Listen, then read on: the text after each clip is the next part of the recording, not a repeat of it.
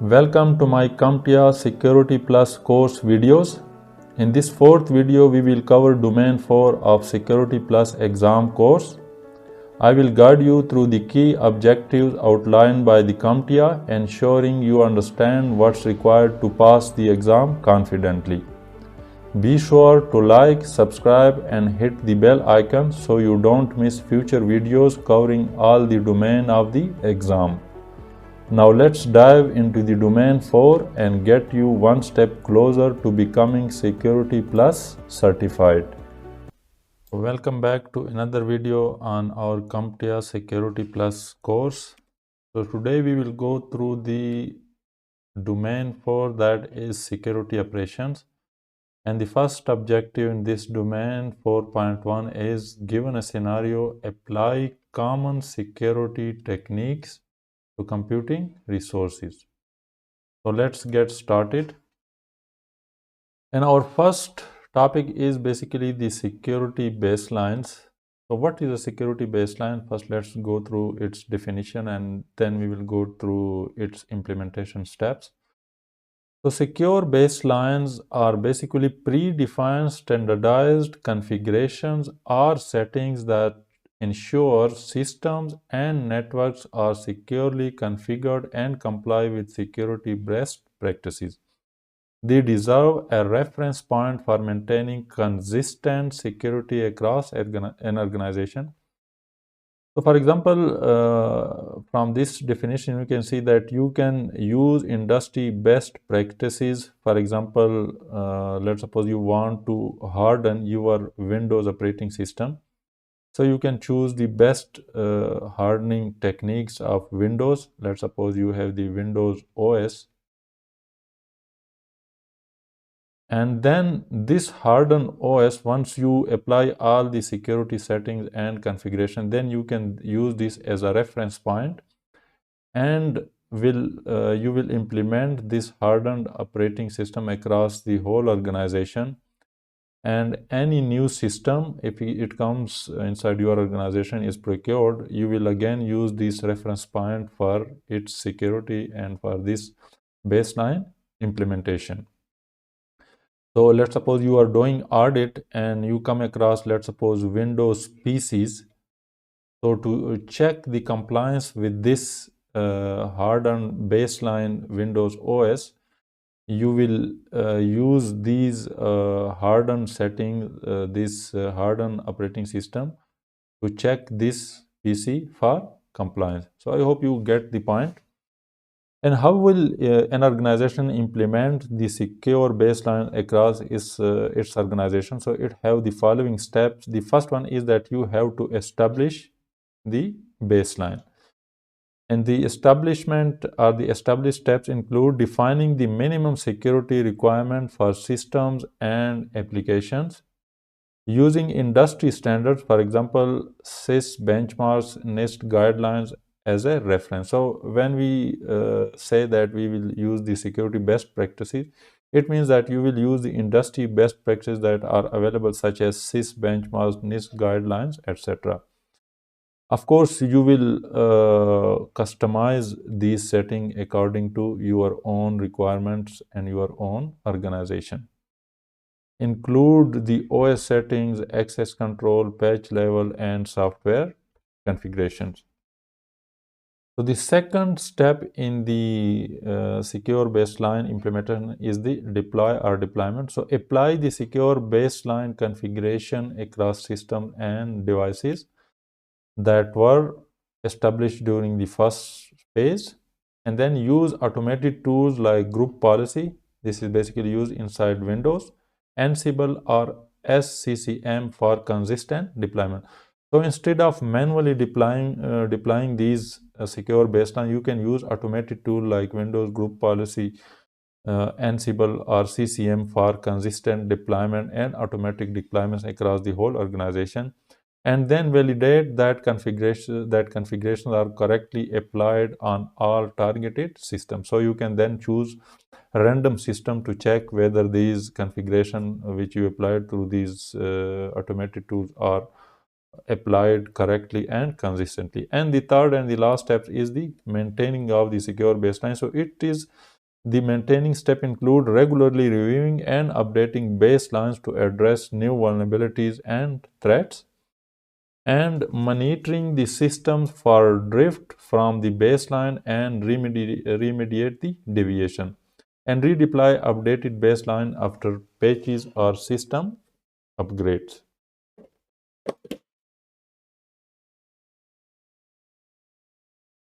So the next topic is the hardening targets.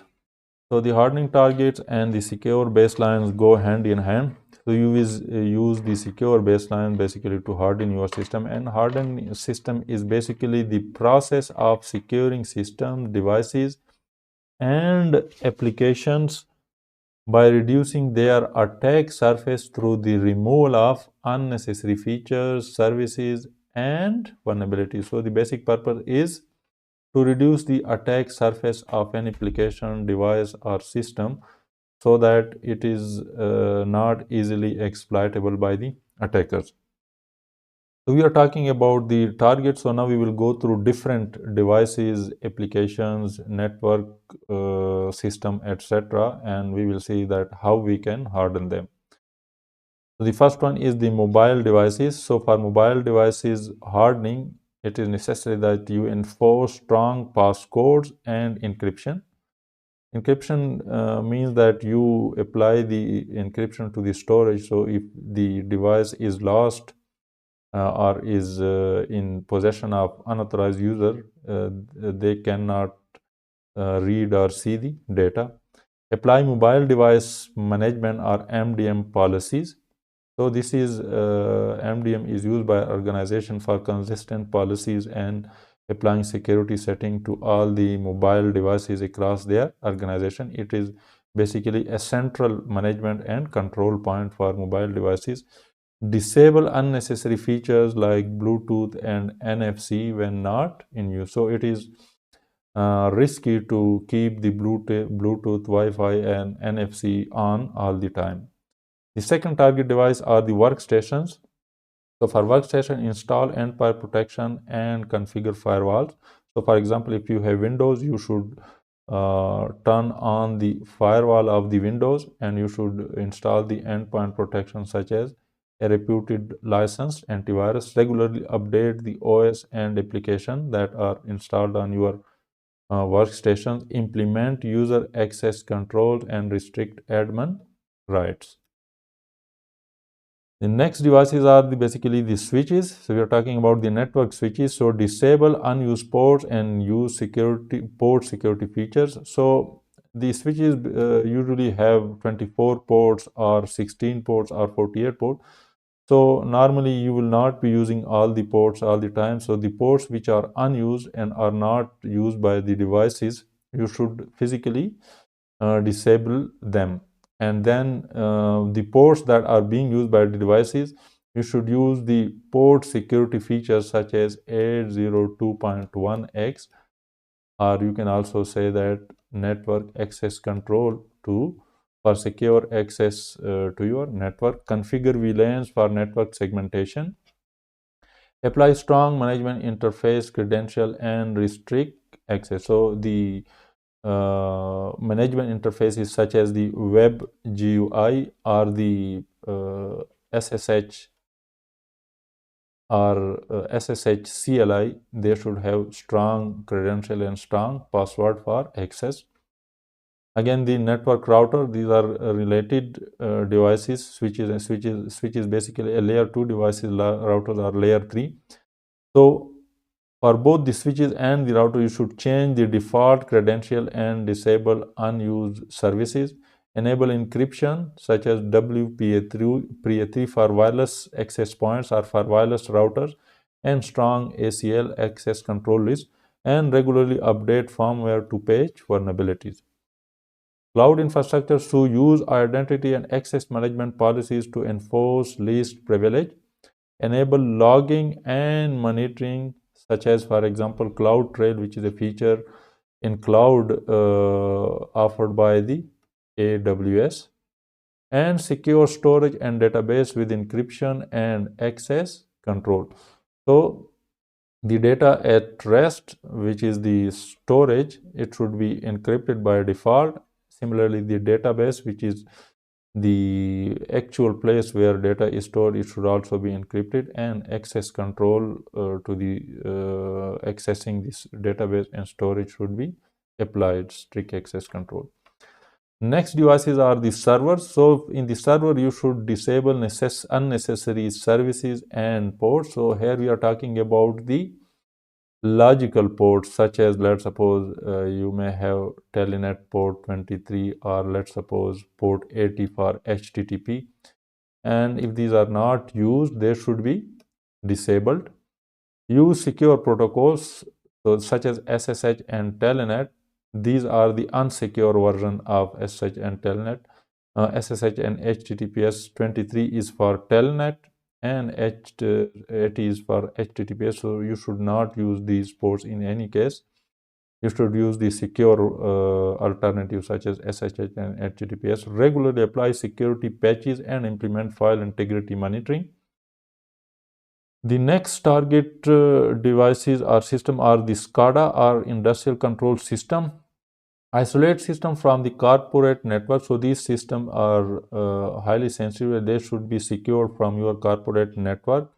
Use firewall and intrusion detection and prevention system. Apply vendor recommended security updates cautiously. What does you mean by cautiously? If you apply every security update without testing it, you may break these systems, and these are highly sensitive, high available system. Organization cannot afford the downside or breaking these systems. Next one is the embedded system. So use secure boot and encrypt firmware. Disable debug interfaces like JTAG or Telnet, and ensure strong access control for remote management. Next devices are the RTOS, or the real-time operating system. So minimize system services and libraries to reduce again attack surface. Apply memory protection techniques, and use secure development practices to prevent vulnerabilities. IoT devices are Internet of Things devices, so change default credential and use strong password. So you will notice that changing the default credential is almost applicable to all the devices and systems. Secure communication channels with TLS or VPN. So for the data in transit, you should always use VPNs or TLS, which is specifically used for the web traffic. You can say that TLS is a type of VPN, while VPN is the generic term for encrypting the traffic over the public media such as internet. Regularly update firmware and monitor for unusual activity.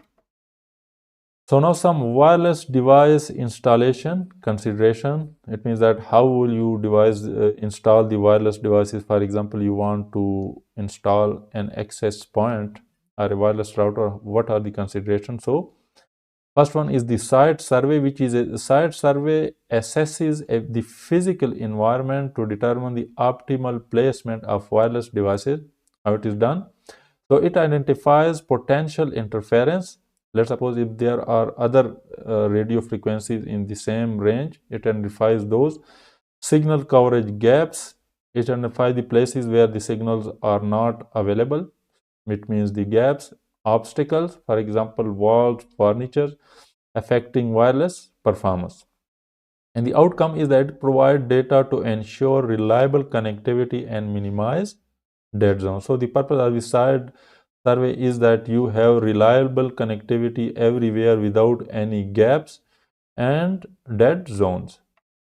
The next thing is the heat map. So it is visual representations of wireless signal strength and coverage in a specific area. Purpose is that it helps identify weak signal areas, overlapping coverage, and interference sources.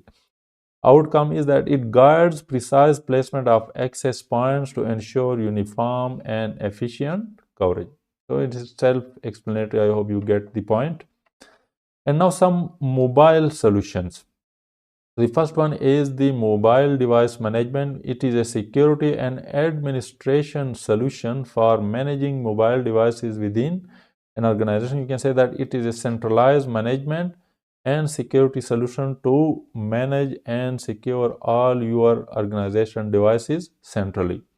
Purpose is that it ensures devices are configured, secured, and compliant with corporate policies. Key features include remote device provisioning and configuration, enforce security policies like encryption and passcodes, enable remote wipe or lock in case of theft or loss, monitors and controls application installation and usage, and provides real-time tracking and reporting for devices.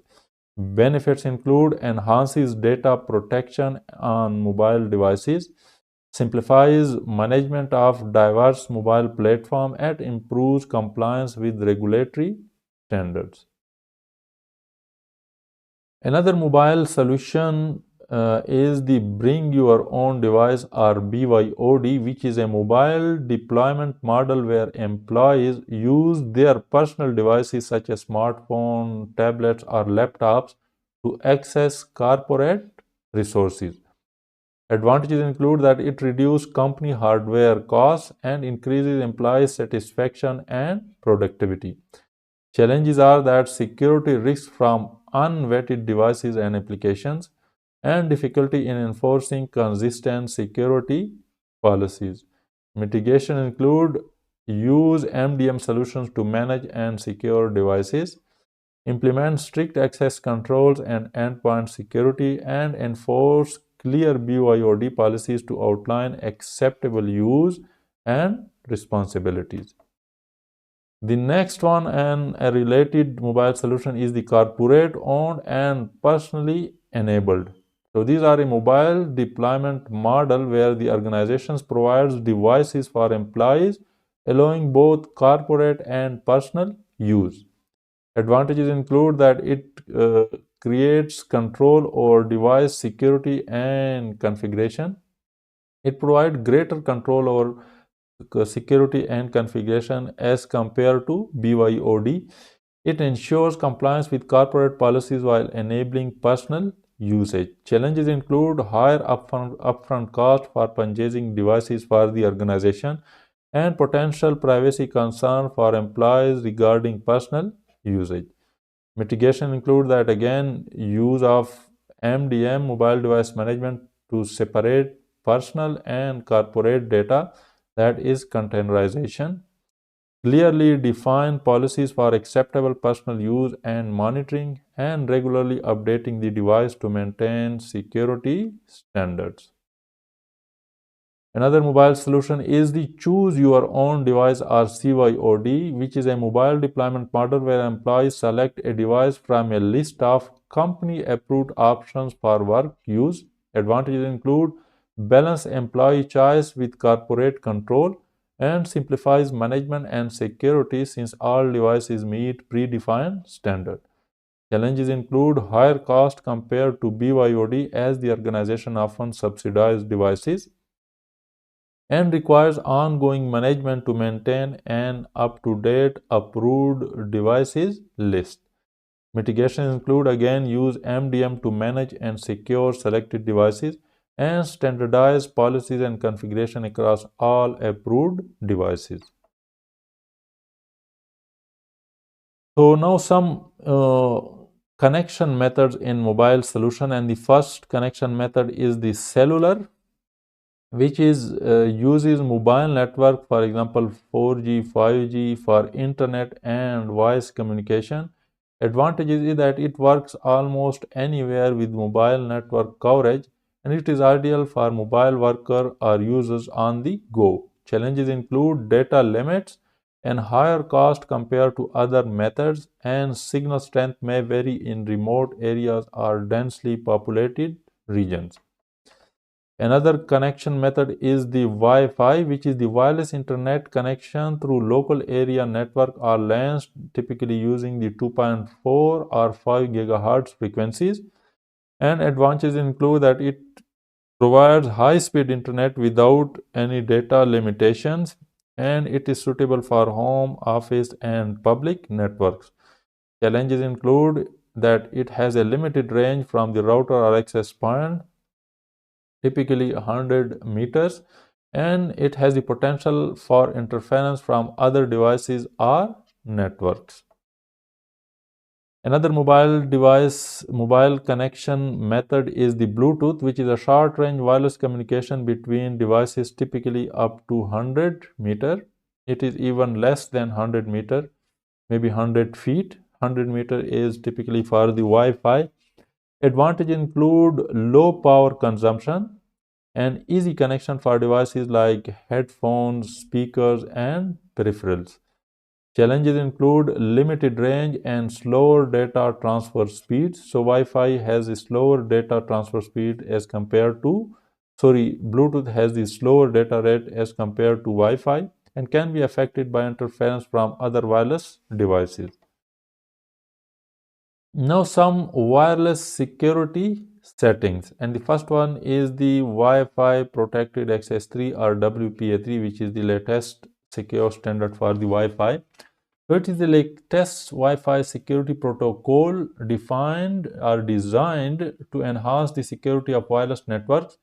Key features include that it has strong encryption. It uses 256-bit encryption for improved data protection.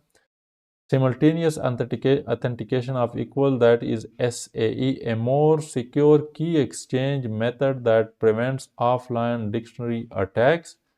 It has the forward secrecy, which ensures that even if a key is compromised, past communication remains secure. And improved public Wi-Fi security uses individualized data encryption to protect user traffic on public networks. So WPA3 has the benefits of increased security against brute force attacks and eavesdropping, and it provides a more secure experience for both home and enterprise networks. Compatibility include WPA3 is backward compatible with WPA2, though older devices may not support all WPA3 features. And the next wireless security setting is the AAA, that is authentication, authorization, and accounting through remote authentication dial-in user service, that is Radius, which is an authentication, or you can say AAA protocol. Definition is that a network protocol that provides centralized authentication, authorization, and accounting, that is AAA, for users accessing network devices. So here we have shown the wired network using the Radius. The same can be used for the wireless network as well. Key features include authentication. It verifies user credential, for example, username and password, before granting access. For example, if this client wants to connect to this switch, the device first must authenticate using username and password, and this user and password is authenticated through this Radius server. Authorization, so again determine what resources or service user is allowed to access once authenticated. So after the authentication, the client is given some access to resources, and then which is known as authorization, which is also controlled through this Radius server. And the last one is accounting, which is the tracking of user activity and resource usage for auditing and billing purposes, usually through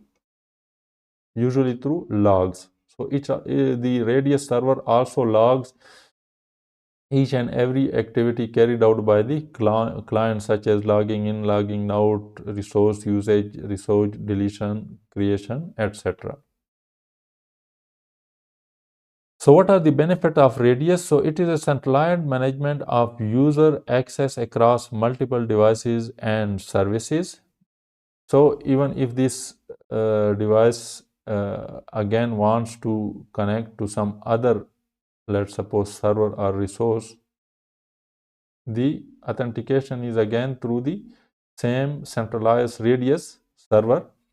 Secure transmission of authentication data between the client and the Radius server. So when the password challenge password is sent by this client to this Radius server, it is encrypted. So this channel is encrypted and the data transmission with the client and Radius is secure. Usage is commonly used for managing access to VPNs, Wi-Fi networks, and other remote services. Example is a user logs into a corporate VPN where Radius authenticates their credentials and grants access based on predefined roles and permissions. Network is the next one is the cryptographic protocols, again in the wireless security setting. So definition is that these are the protocols that use cryptography to secure communication and data integrity in networks and systems. And these protocols include the SSL/TLS, that is secure circuit layer or transport layer security, which purpose is to secure communication over the internet, often used for HTTPS. Key features include that it encrypts data, authenticates endpoints, and ensures data integrity. So these are all the um, uh, function, or these are, you can say, the two main pillar of the CIA, which is the confidentiality and then integrity. A is for availability, which is usually not given by the SSL or TLS. Benefit include that it protects sensitive data during transmission, such as in online banking or e-commerce. So the SSL and /TLS is basically used for protection of data during transit or during transmission. Next related protocol is the IPsec, that is Internet Protocol Security, which provides security at the IP layer commonly used for securing VPNs. Key features include that it encrypts data and authenticates IP packets between devices. Benefits include ensure secure communication over untrusted networks, for example, the internet. Next protocol, cryptographic protocol, is the Secure Shell or SSH, which provides secure remote access to systems or an unsecured network, again, internet or any other public media. Key feature includes that it uses encryption to protect commands and data sent to and from remote devices. For example, this is an SSH client and these are, let's suppose, servers, and you want to configure these servers through SSH. So all the commands sent by this client to these servers are encrypted and secure. Benefit include commonly used for secure command line administration and file transfer. Another secure or cryptographic protocol is the PGP or Pretty Good Privacy, which basically used for email security. Its purpose is that it encrypts emails and files to protect content from unauthorized access. Key features include it uses asymmetric encryption and digital signature. So asymmetric encryption is used for confidentiality and digital signature are used for integrity, data integrity, as well as the authenticity, endpoint authenticity. Benefit include ensure confidentiality and authentication of email communication. Benefit of cryptographic protocol. So we studied multiple cryptographic protocol. What are their benefits? The main benefits are, of course, the CIA, which is the pillar of the information security, that is data confidentiality, integrity, and authentication. So data confidentiality prevents unauthorized access to sensitive data. Integrity ensures data has not been tampered with during transmission. And authentication verifies the identity of communicating parties.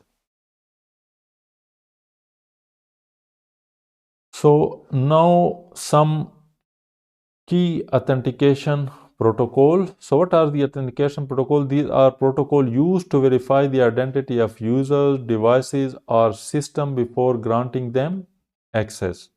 And now we will study some of these authentication protocol. The first one is the WPA2 or Wi-Fi Protected Access 2. which is a security protocol used to secure Wi-Fi networks by encrypting data and authenticating users. Key features include that it uses AES, that is Advanced Encryption Standard for strong encryption, and provides stronger security than its predecessor, that is WPA.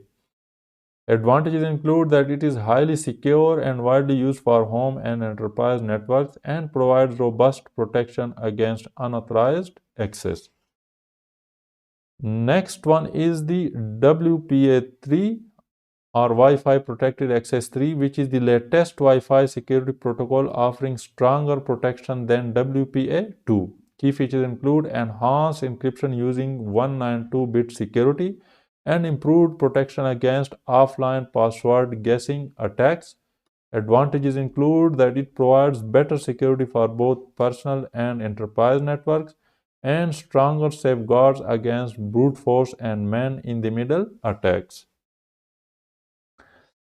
Another authentication protocol is the WEP or WEP Wired Equivalent Privacy, which is an outdated encryption protocol that was once used to secure protocols. So remember, this is outdated and vulnerable. This is no more a secure protocol, but we will study it here just for the so that you don't use it inside your organization. Key features include that it uses RC4 for encryption, but it has known vulnerabilities. Advantages include that it is simple to configure, no longer recommended due to security weaknesses, and challenges are that it is easily crackable with modern tools, providing minimal security. Another authentication protocol is the 802.1x, which is an authentication standard used in enterprise networks to control access to network through a centralized authentication server. You can also say that it is a network access control or NAC. Key features include that it works with Radius, that is remote authentication dial-in user service for user authentication, and supports both wired and wireless network access control. Advantages include it provides stronger authentication, often used in WPA2 and WPA3 for secure wireless access, and ensures that only authorized users and devices can access the network. Next one is the EAP or Extensible Authentication Protocol, which is a framework used in 802.1x for carrying out authentication procedures. Key features include that it supports multiple authentication methods such as certificates, passwords, and biometrics, and it is used in conjunction with 802.1x to secure wireless networks. Advantages include it is highly flexible and scalable for various types of authentication and widely used in enterprise environments for secure access. Another one is the LEAP or Lightweight Extensible Authentication Protocol, and it is a wireless authentication protocol developed by Cisco for use with 802.1x networks. Key features include that it uses a challenge response mechanism for authentication, and it relies on MS-CHAP version 2 for actual user authentication process. Advantages include it provides secure authentication over wireless networks and well suited for networks using Cisco equipment. Challenges are that it is vulnerable to certain attacks, for example, dictionary attacks, and considered less secure compared to newer protocols like EAP-TLS.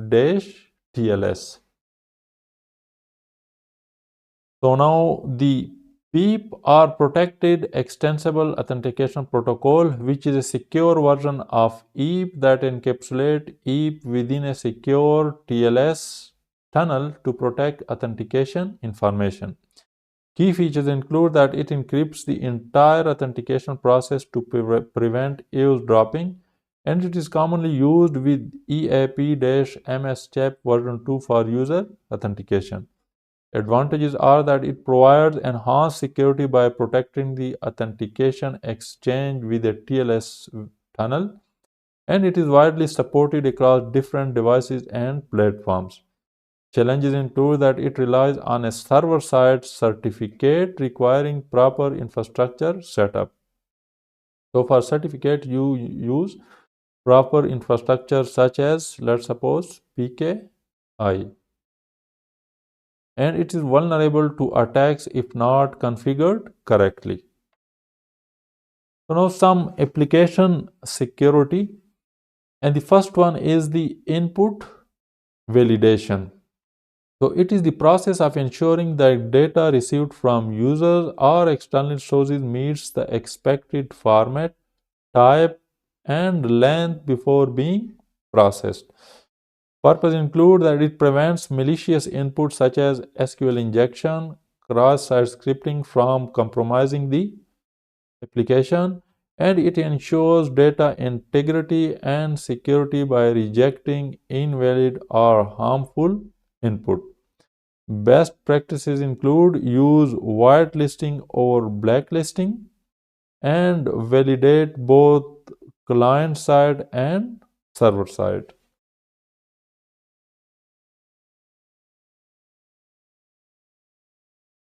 Secure cookies. So, which is what is the secure cookies and how to use them? Cookies that are configured to enhance security by protecting sensitive information stored in them. Key features include HTTP only, which is it prevents access to cookies via JavaScript to mitigate cross-site scripting attacks. Secure.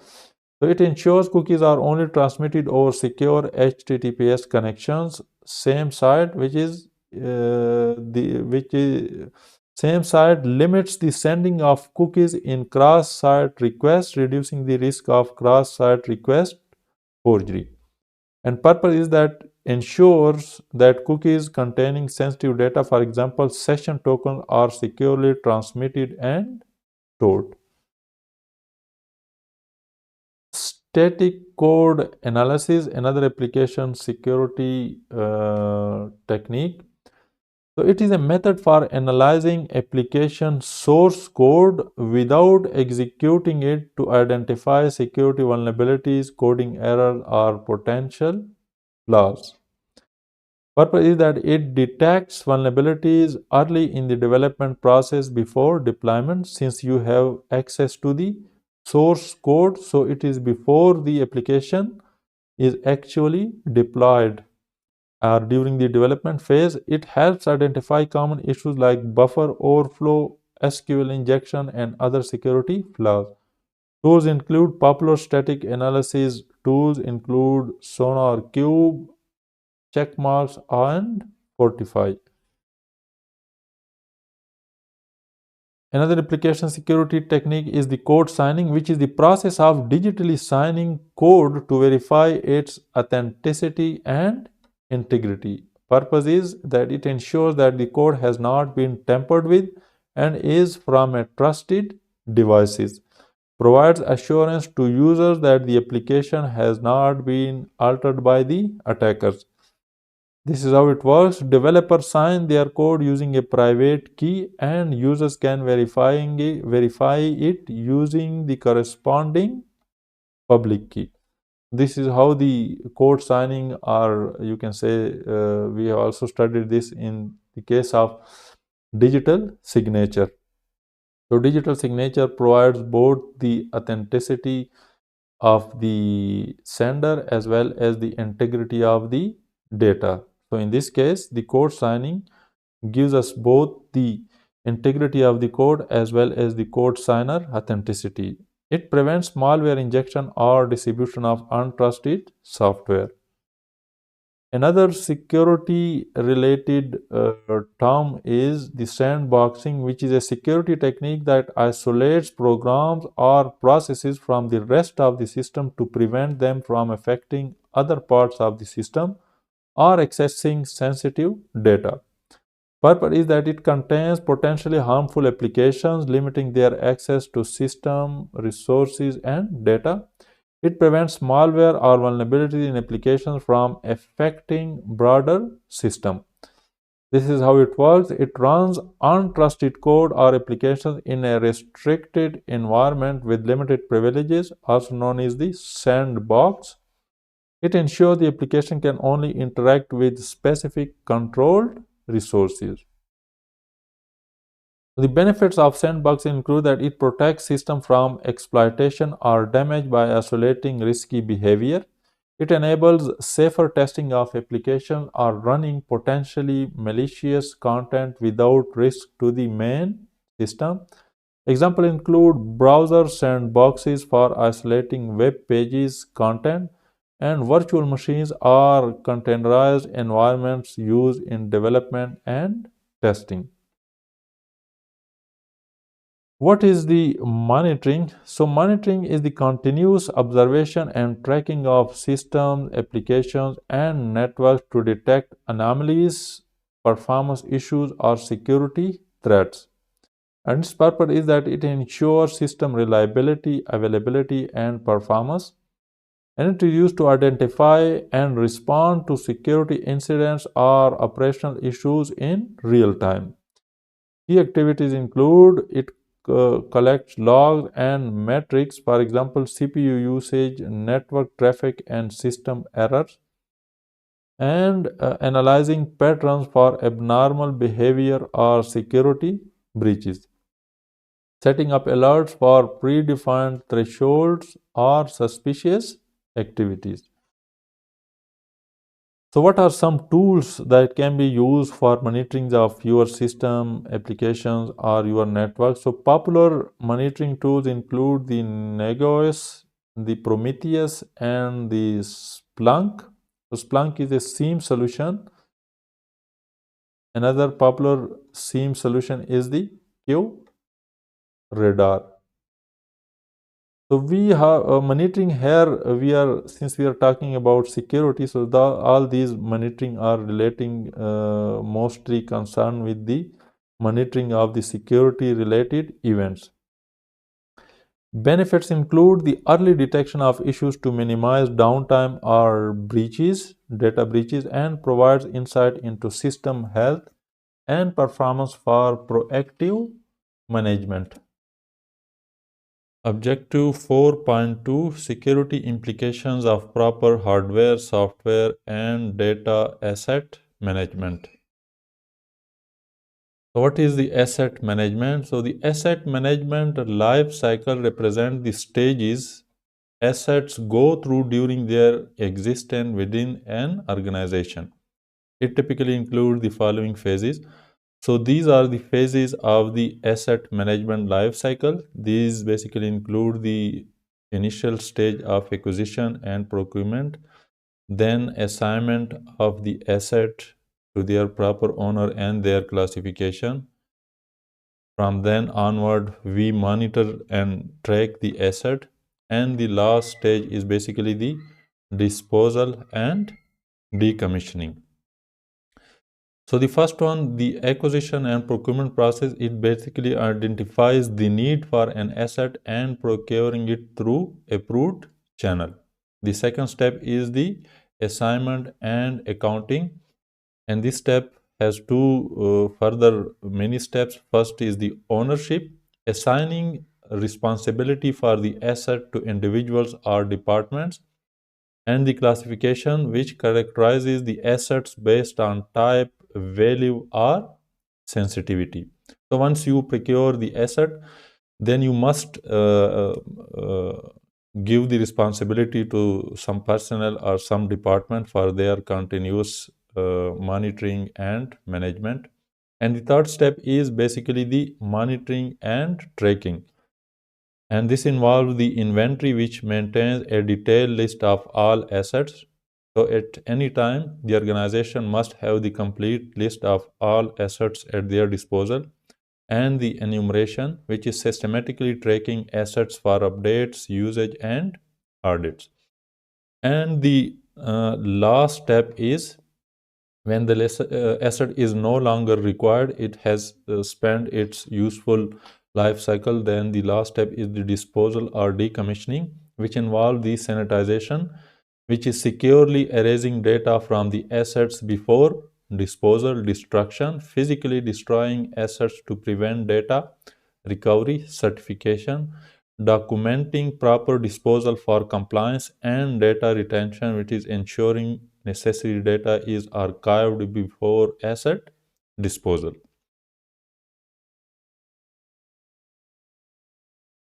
And our next objective 4.3 is explain various activities associated with vulnerability management. So now we will talk about the vulnerability management and its different steps. So vulnerability management is the process of identifying, assessing, and addressing security weaknesses to reduce risk and protect systems from threats. And it has the following steps, and these steps are: the first one is the identification of the vulnerabilities. So these steps involve detecting vulnerabilities in systems, networks, and applications using tools like vulnerability scanners, penetration testing, or threat intelligence feeds. And once you identify the vulnerabilities, the next step is the analysis, which assesses the risk level of each vulnerability by determining its severity, exploitability, and potential impact on the organization. After analysis, you have to respond and mitigate the effect of the vulnerability, which involve developing and implementing a plan to address vulnerabilities, including applying patches, changing configurations, or deploying mitigation controls. And the next step is the validation of remediation. So this step involves verifying that the applied fixes have successfully resolved the vulnerabilities through rescanning and testing.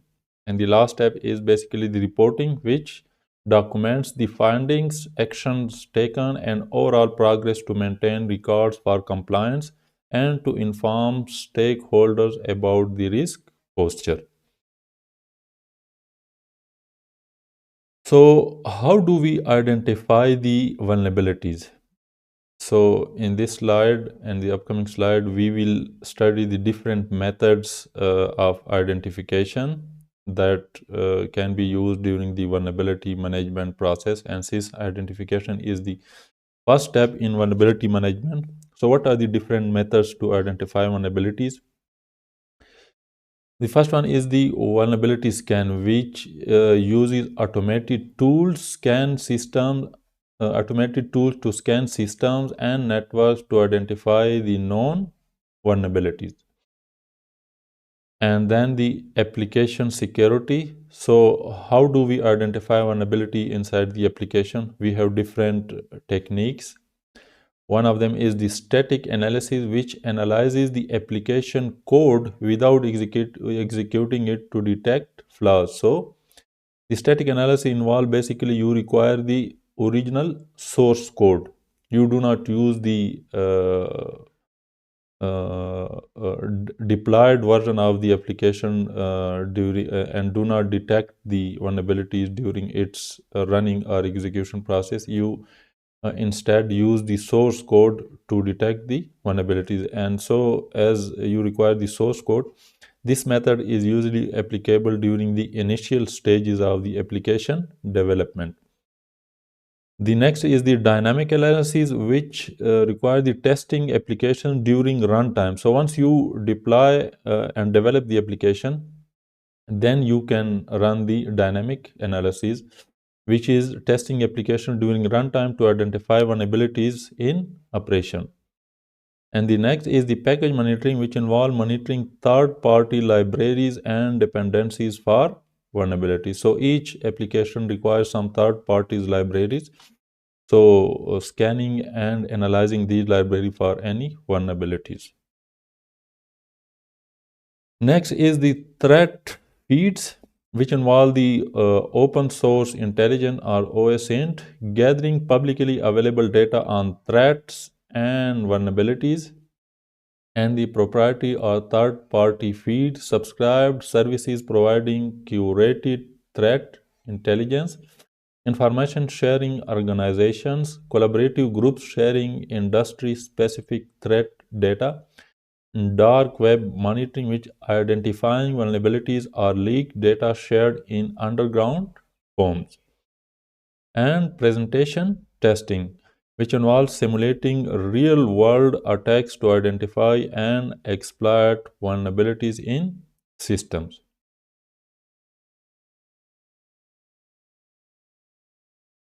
Next one is the responsible disclosure programs, which involve the bug bounty program, which is incentivizing the external researchers to find and report vulnerabilities ethically.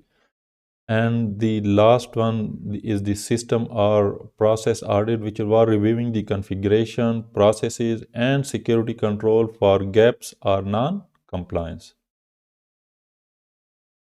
So the next step after the identification was the analysis step in vulnerability management, and this step involved the confirmation. So the confirmation involved the false positive, which is verifying and dismissing incorrectly flagged vulnerability. So your scanner may incorrectly flag some false positive or identify some incorrectly flagged vulnerabilities. The next one is the false negative, which is the opposite of false positive, which involve identifying overlooked vulnerabilities for accurate assessment. So your scanner or your tool may sometime overlook or miss some vulnerabilities. So once you identify the vulnerabilities and during analysis step, you must prioritize them. So prioritizing involves ranking the vulnerabilities based on severity, risk, and potential impact. Next is the Common Vulnerability Scoring System or CVSS, which is the standardized scoring to measure vulnerability severity. So it is a system where you score each vulnerability, let's suppose from 1 to 10. For example, if its score is 2, it means that this vulnerability is of low severity, low impact.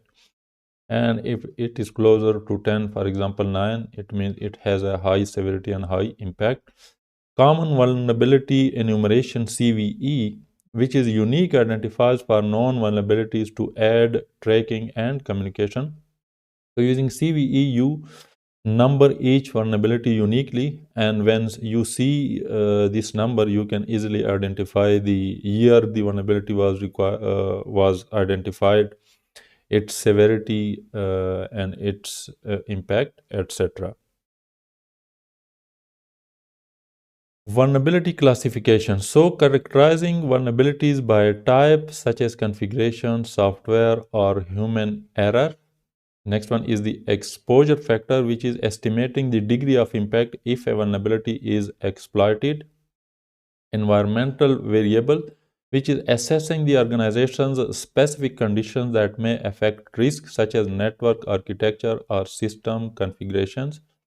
Industry and organizational impact, which is evaluating the potential effect on business operations, reputation, and compliance.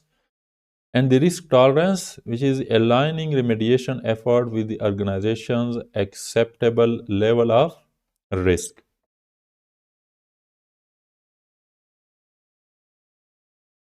So now is the response and the remediation step, and this involves patching, which is applying software updates to fix vulnerabilities and prevent exploitation.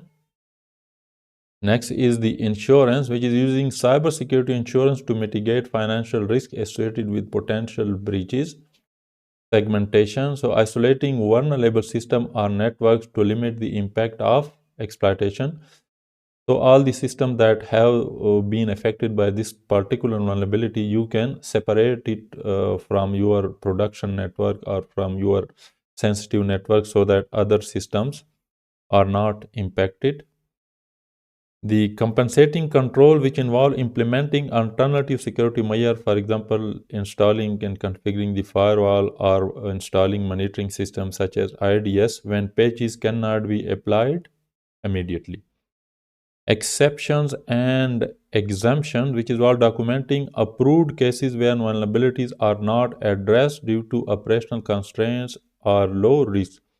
So if there is such a case that you cannot address a vulnerability then you must include them in exception and exemption and must document them, including the reasons as to why this vulnerability were not addressed.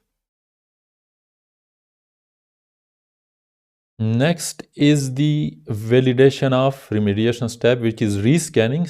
So conducting vulnerability, once you remediate, you apply the patch, or you install, let's suppose, a compensating control such as firewall, you must validate this remediation step, and this involves usually through scanning. Conducting vulnerability scan to confirm that applied fixes have resolved the identified issue. The second remediation step can be the audits, which is reviewing logs, processes, and configuration to ensure remediation actions were properly implemented. And the next one is the verification, which is testing systems to confirm the effectiveness of remediation and ensure no residual vulnerabilities remain. The last one is the reporting inside the vulnerability management, which is documenting identified vulnerabilities and remediation actions, tracking the status of each vulnerabilities and its resolution, providing visibility into organizations' security posture, ensuring compliance with policies and regulatory requirements, and including details on risk levels, remediation efforts, and validation results. So objective 4.4 is explain security alerting and monitoring concepts and tools. So the first topic is the monitoring the computing resources such as systems. So the definition is that monitoring the performance and health of servers, desktops, and other computing devices. So you can divide the computing monitoring resources into multiple categories. The first one is the systems, the next may be the infrastructure or the networks, and so on. So for system, you can use tools like SNMP. SNMP is basically the protocol that is used to monitor the tools, to monitor the systems, which is not actually a tool, but it enables the tools to monitor the systems, and it is a very popular protocol for monitoring systems. The actual tools can be Negoius or Zabbix for system monitoring.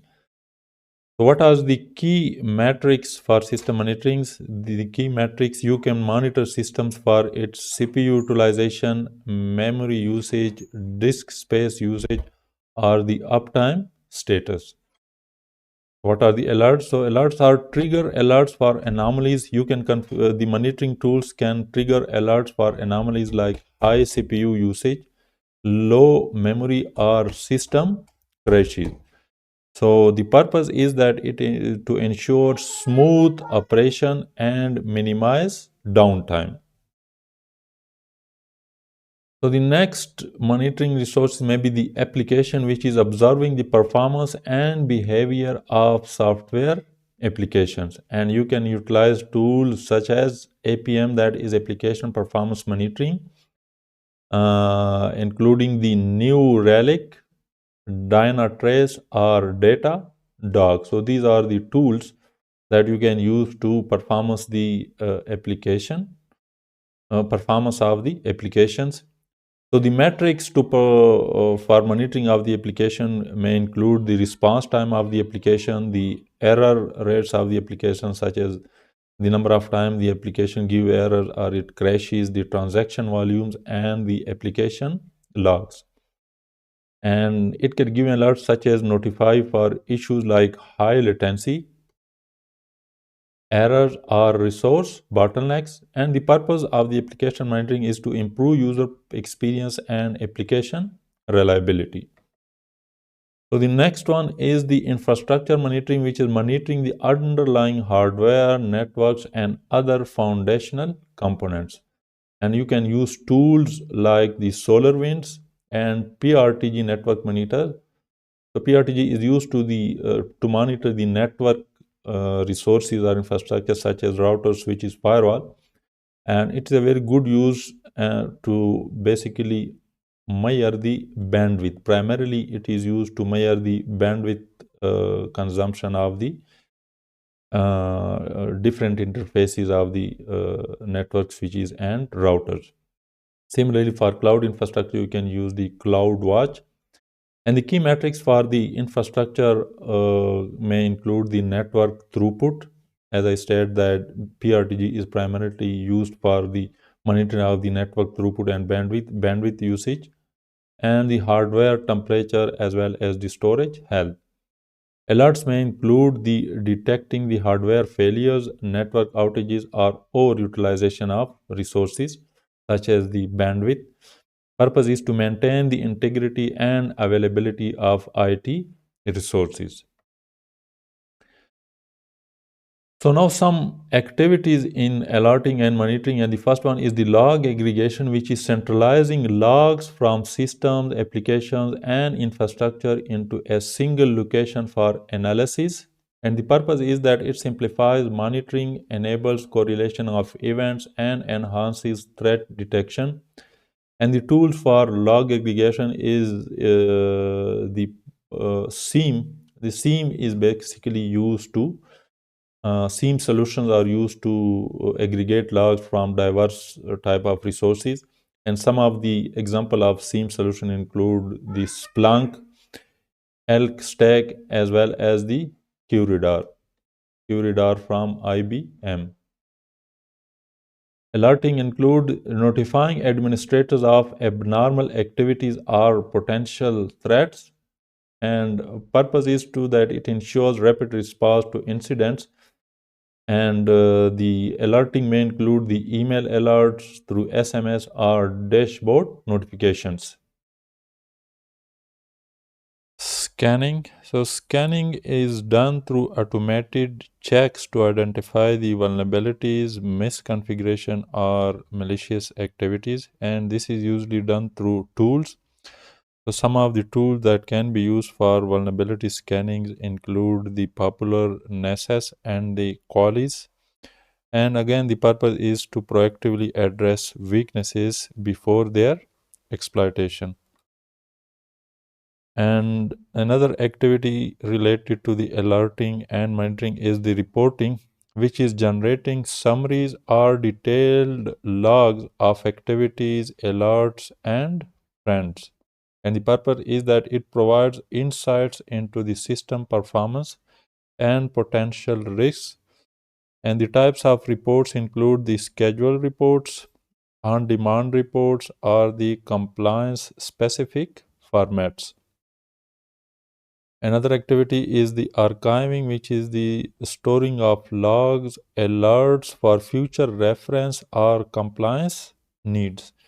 And its purpose is that it supports forensic investigation when required and regulatory compliance. So some laws or regulatory requirements may require for the logs to be maintained for a specific period, for example, 5 years. So these logs are then archived in order to be compliance in order to be in compliance with these regulatory requirements. And retention is a similar term, which is the retention of logs that are basically retained for months or years, that depends upon the policies of the organization. So alerts, response, and remediation or validation. So what is quarantine? Quarantine is basically isolating affected system or application to prevent further damage or to spread the damage to other systems. And its purpose is that it limits the spread of malware or lateral movement by attackers. So this term is used time and again, the lateral movement. So it is basically when, let's suppose, inside your network you have multiple systems. By system I mean maybe servers or application server, database server. So let's suppose if your this systems is compromised or it is infected, so this malware may spread to this system and then to this and then to this. So this movement is basically known as the lateral movement, that is a movement within your organization system. So in order to curb this lateral movement, The system that is infected is quarantined and isolated. Alert tuning, which is the adjusting alert thresholds and rules to minimize false positives. And purpose is that it reduces alert fatigue and ensures focus on genuine threats. Example is adjusting CPU utilization thresholds to avoid alerts during routine maintenance. So now some tools that are used in the alerting and monitoring. And the first one is the Security Content Automation Protocol or SCAP. This is basically a framework for automating the management of security configuration and vulnerabilities. And the purpose is that it standardizes vulnerability assessment and compliance reporting.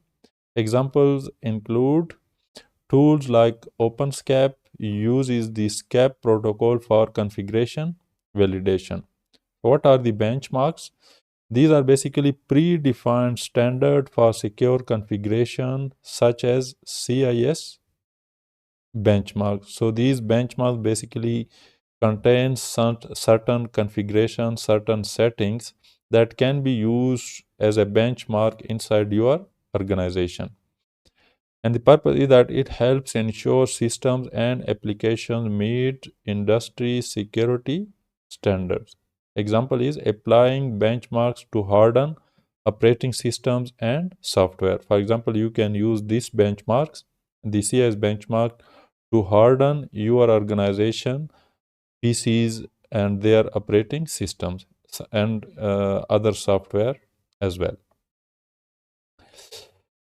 So the alerting and monitoring system may be agents based or agentless. So the agents based system are basically software installed on endpoints to collect and transmit data. So the agent based application basically require that these agents will be installed all on the endpoints, and these endpoints then collect the data and transmit it to their central application or central monitoring system. Example include the antivirus or endpoint detection agents. The agentless are basically agentless software monitor system remotely without installing software. For example, SNMP based monitoring network. So in this case, let's suppose you are monitoring a network switch through SNMP. So you don't need to install any agent or software on this switch. You just need to enable the SNMP protocol on this switch, and it will be monitored remotely through SNMP protocol without the need of installation of any agents. Purpose is that it enables flexibility in monitoring based on organization's needs. So some organization may need the agents based application and monitoring tool, while other may require the agentless applications. Security information and event management, that is the SIEM solution. What is SIEM? SIEM is basically a centralized platform for collecting, analyzing, and managing security events and logs. As you can see in this diagram, it collects logs from all types of devices, including routers, firewalls, servers, switches, workstation, endpoints, and then it makes it available at a central location for correlation, analysis, investigation, etc. So the purpose is that it correlates data to detect and respond to threats in real time. And some of the popular SIEM solutions include the Splunk, ArcSight, and QRadar. Antivirus is basically a software designed to detect, prevent, and remove the malware. So the purpose is that it protects endpoints and systems from known threats. So why we say the known threat? Because the antivirus basically has a signature database of the known malware, and it compares the malware with that database to detect them. The antivirus features include the real-time scanning, automatic updates, and the quarantine capabilities. DLP, that is data loss prevention. So DLP are basically the tools to prevent unauthorized data transfer or access, or you can say unauthorized data exposure or data leak or data loss. So it protects sensitive data like PII or the personally identifiable informations or intellectual property. Examples include that it monitors data at rest, that is data that is stored in the storage. It also protects data in motion as well as the data in use. And the DLP solution can be the network DLP. It also protects data on the network, as we said that it protects data during transit or data in move. It can scan the endpoint and the system to first discover the data, and you can have then the endpoint DLP protection. Basically, these are the three steps. First one is the discover. It first discovers all the data that is available inside the organization. Then it monitors for the exfiltration or leakage of that data. And the third step is when it detects any data leakage attempt, it prevents it. So what are the SNMP or Simple Network Management Protocol traps? So these are basically notifications sent by devices to a management system when predefined events occur. So you can say that the SNMP traps are basically sent by the devices that are being monitored. For example, the network switch. The network switch may send an SNMP trap where let's suppose one of its interfaces changes its state from up to down. Purpose is that it facilitates real-time alerts for network or device issues. Examples include notifications for high CPU usage or failed devices. What are the net flow? So net flow is basically a protocol for collecting and analyzing IP network traffic data. As you can see, the net flow gives us a lot of information on the network data, such as source IP address, destination, source port destination, the protocol type of service by input interface, etc. And its purpose is that it identifies the bandwidth usage, detects anomalies, and provides traffic insights. Example includes the Cisco NetFlow or the SolarWinds tools. What are the vulnerability scanners? So these are basically the tools to identify vulnerabilities, misconfiguration, or missing vulnerability patches. Purpose is to proactively address security gaps, and examples include the Nessus vulnerability scanner, the OpenVAS, or the Qualys.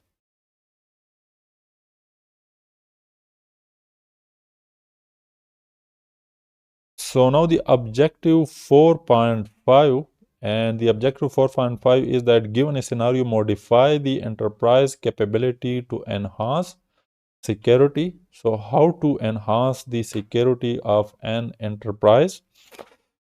It can be done through different tools such as this firewall. So what is a firewall? Firewall is basically a network security device or software that monitors and controls incoming and outgoing traffic based on predefined security rules. It acts as a barrier between the trusted internal networks and the untrusted external networks, such as the internet, to block unauthorized access. So what are the rules then that are used to monitor and block the traffic? These are basically the set of policies that control the inbound and outbound network traffic based on specific criteria.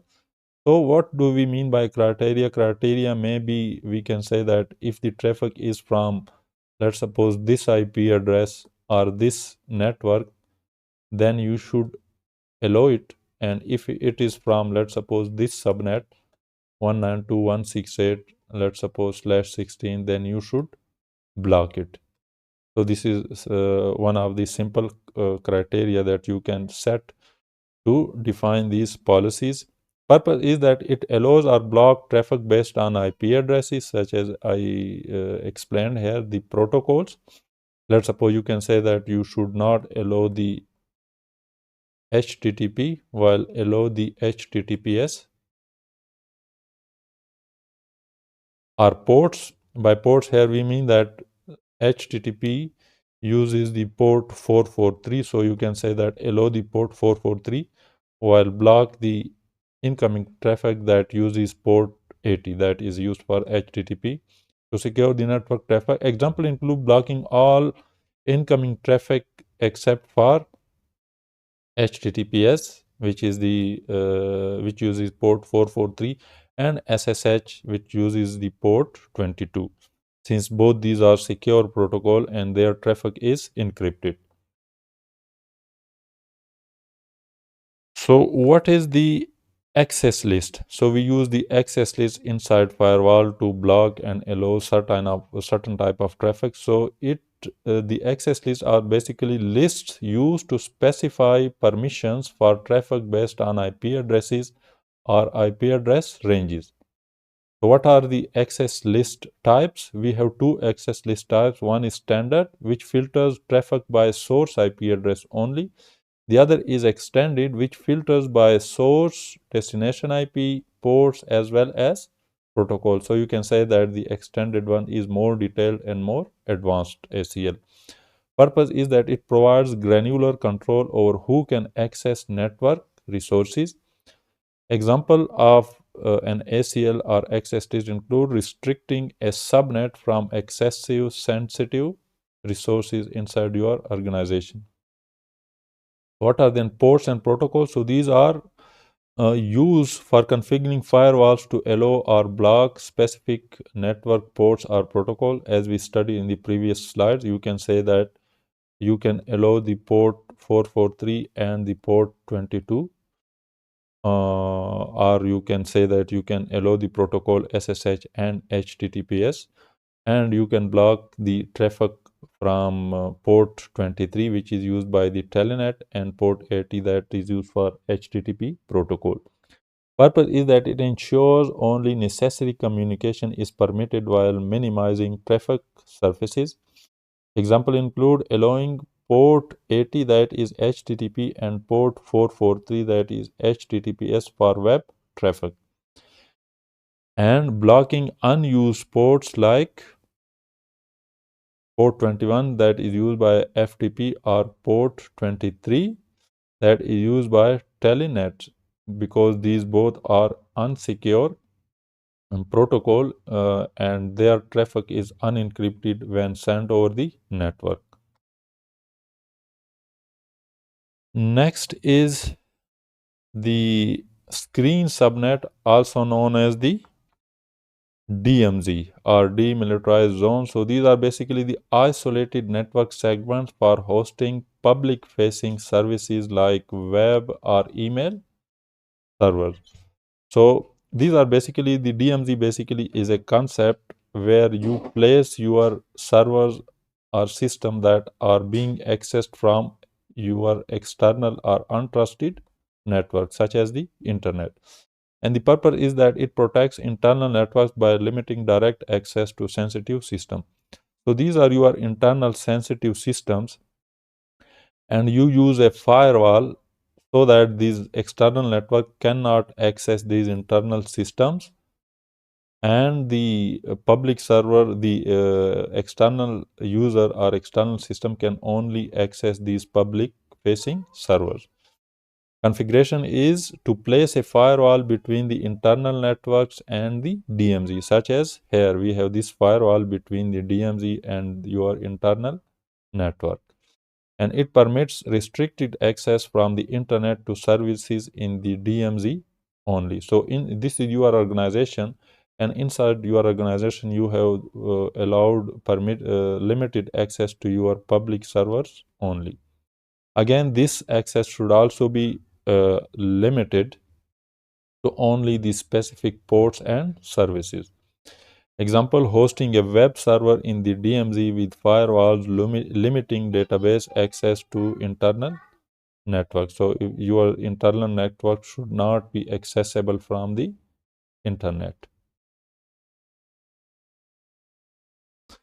So what are the IDS and IPS, that is intrusion detection system and intrusion prevention system? So IDS basically monitors traffic for suspicious activities and generate alerts. So this is the important distinguishing point between IDS and IPS, which is that the IDS basically only generate alerts or logs. It does not actually prevent or block the intrusion, while the intrusion prevention system detects and actively blocks malicious traffic or threats. So what are the trends? So these are the patterns and behaviors in network activity that help identify anomalies and emerging threats. And the purpose is to analyze historical data to detect unusual traffic patterns such as sudden increase in network volume. Example include identifying consistent login attempts from unusual geographic locations. What are then signatures? So these are predefined patterns are known attack identifiers used to detect specific threats. As we saw previously, that in the antivirus software basically detects the malware by compare the signature of the malware with the signature stored inside their database. And the purpose is that it matches network traffic against a database of signatures to detect threats like malware or exploits. Example include detecting a non-SQL injection attack based on its payload structure.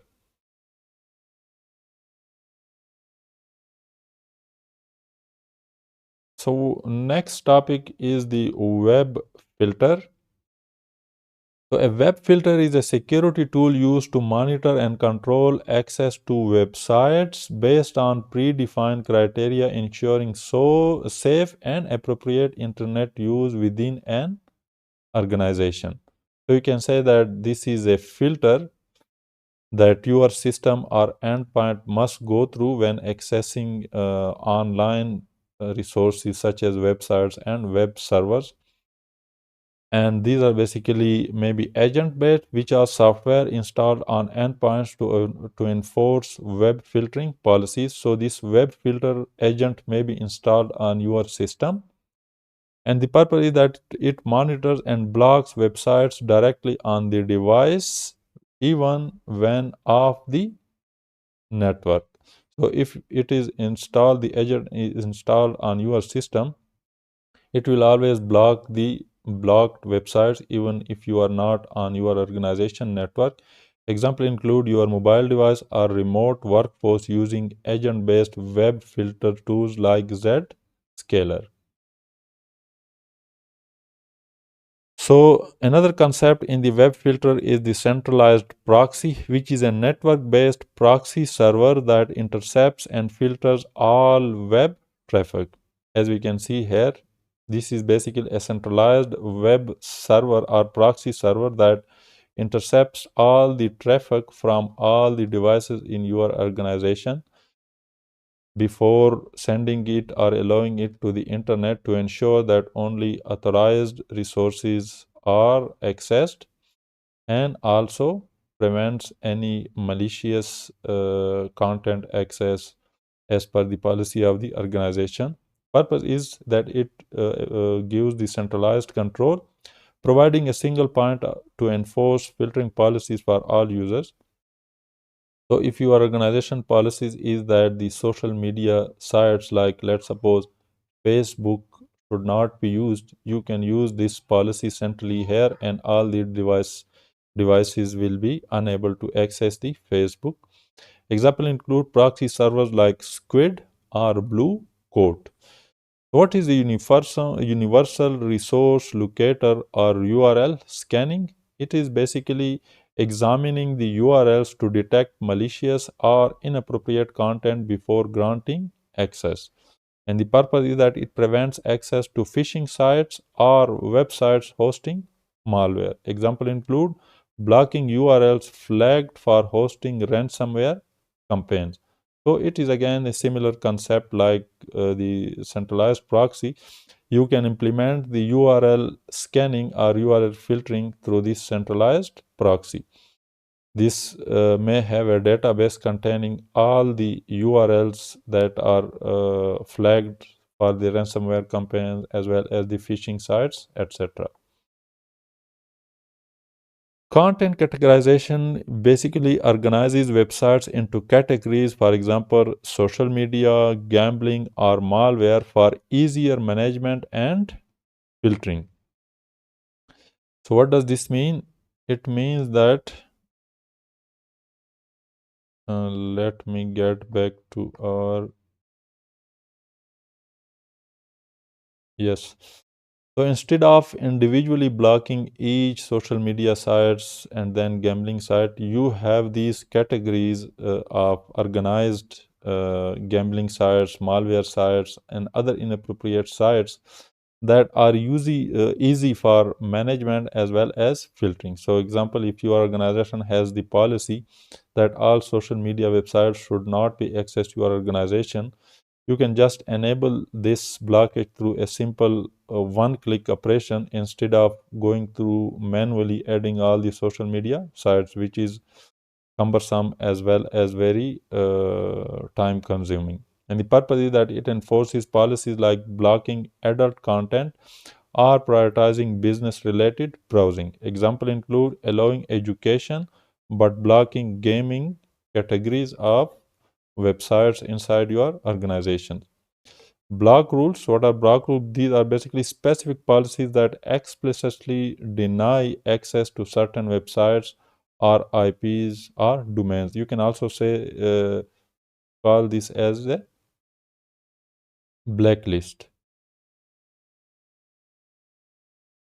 For example, you can blacklist all these social media gambling and malware sites. Purpose is that it enforces stricter control over internet usage and prevents exposure to risk. Example include blocking all sites under a streaming media category. What is a reputation? It is basically evaluating the trustworthiness of websites based on their history, behavior, and user feedback. And purpose is that it dynamically blocks high risk or low reputation websites. Example include blocking sites flagged for hosting phishing attacks or frequent malware.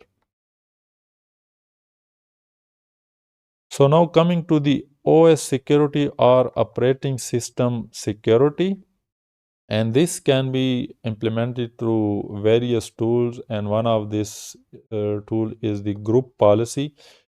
And this is basically a Windows-based feature used to manage and enforce security settings and configuration across multiple systems in a domain. So if you want to apply security setting to Windows system, you can apply them all at once through a single group policy if they are in the inside the same domain.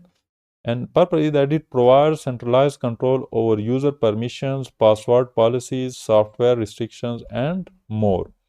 Example include enforcing password complexity rules and disabling USB ports to prevent unauthorized data transfers. SE Linux or security enhanced Linux. So, what is a security enhanced Linux? It is basically a Linux security module that enforces mandatory access control policies or MAC policies. Purpose is that it restricts processes and users to only the resources necessary for their function, minimizing the risk of exploitation. Example include preventing a compromised web server process from.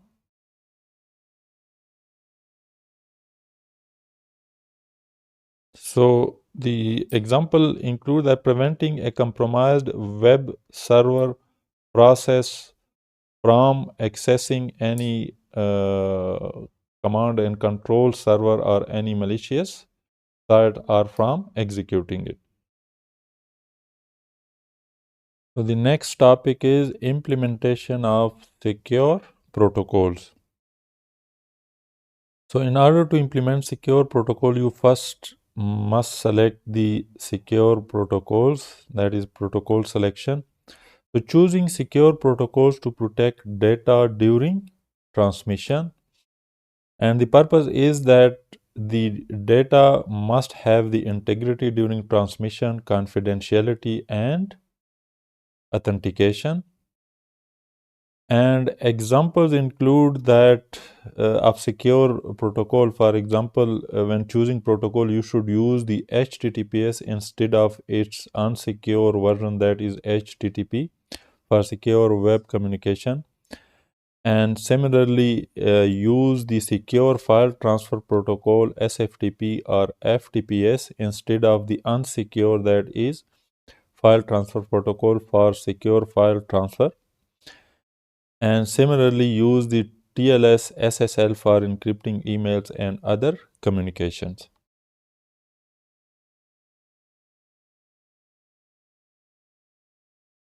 So the port selection, it is basically configuring of secure protocol to use standard or custom ports to prevent unauthorized access, and the purpose is that it enhances security by minimizing exposed attack surface. For example, again, if you are using ports, you are, let's suppose you have to use web services, then you should use the secure port 443 that is used for HTTPS. And similarly, if you require remote management or remote management of systems or remote file transfer, then it should use the port 22, which is used by the SSH. And the unsecure version of SSH, that is the 23, which transmit data without encryption in plain text, it should not be used, and access to this port should be restricted. So using the transport methods, it is basically determining that how data is transmitted securely over the networks, and the purpose is to ensure end-to-end encryption and secure delivery of data. Example include using the TLS, that is transport layer security, to secure data at the transport layer, and employing the IPsec, that is IP security, for secure VPN connection. Similarly, implementing the SMTP, Simple Mail Transfer Protocol, along with the TLS, Transport Layer Security, for encrypting email communication. DNS filtering, another topic, which is a security mechanism that blocks access to malicious, inappropriate, or non-business related websites by filtering the domain name system request or DNS request. And its purpose is that it prevents user from accessing harmful websites such as phishing or malware hosting domains. And it enforces acceptable use policies by restricting access to non-productive or restricted content categories. Features include the category-based blocking, which is the blocking of the website based on predefined categories, as we already studied, for example, gambling, social media, or adult content, and the blacklist or whitelist, which allow the administrator to block or permit specific domains explicitly. So you can either use the blacklist, which is the blocking of the known malicious sites, or you can only allow your whitelisted website that you use inside your organization and blocking the rest. Malware protection, which automatically blocks domains known for hosting malicious content, and content filtering, which restricts access to inappropriate or non-business related content. Examples include blocking access to known phishing domains using DNS filtering solutions like Cisco Umbrella, preventing malware infection by stopping DNS queries to command and control servers, that is C2 servers, and restricting employees' access to streaming or gaming websites during work hours. So now some email security, and the first one is the domain-based message authentication, reporting, and conformance, that is DMARC. What is DMARC? It is an email authentication protocol that ensures messages are sent from authorized sources and prevents spoofing. So the basic purpose of these protocols is the authentication. So one of the most significant problem with the email communication is the spoofing and spam messages, and this protocol can be used to prevent this. So it combines the SPF and DKIM to validate emails and provides report on suspicious activities. Example include rejecting or quarantining email that fails authentication checks. Another one is the domain keys identifying mail, or DKIM or DKIM. It is an email security standard that uses cryptographic signatures to verify the sender's identity and ensure the integrity of the message. So here we are talking about two things. First one is the identification of the sender, and the second is the integrity of the message, which means that the content of the message should not be changed or altered during transmission. Purpose is that it confirms that an email has not been tampered with during transmission. Example include adding a digital signature to outgoing email to verify their origin. Remember, we studied the digital signature, and we studied that the purpose of digital signature is it provides two protection. Number one is it provides the sender's authenticity.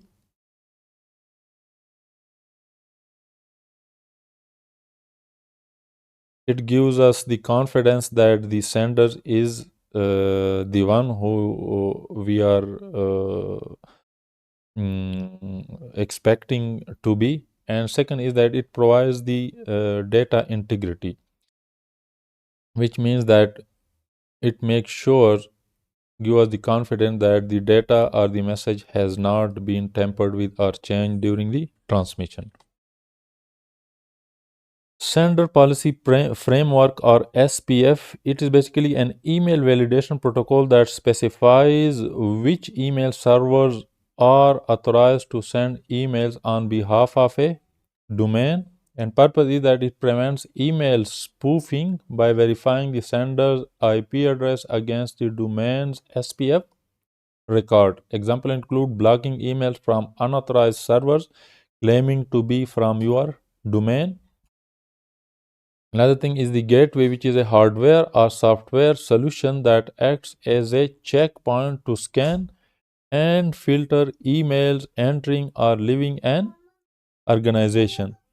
Purpose is that it protects against spam, malware, phishing, and other email-bound threats. Example, using a secure email gateway like Proofpoint or Mimecast to scan attachments for malware.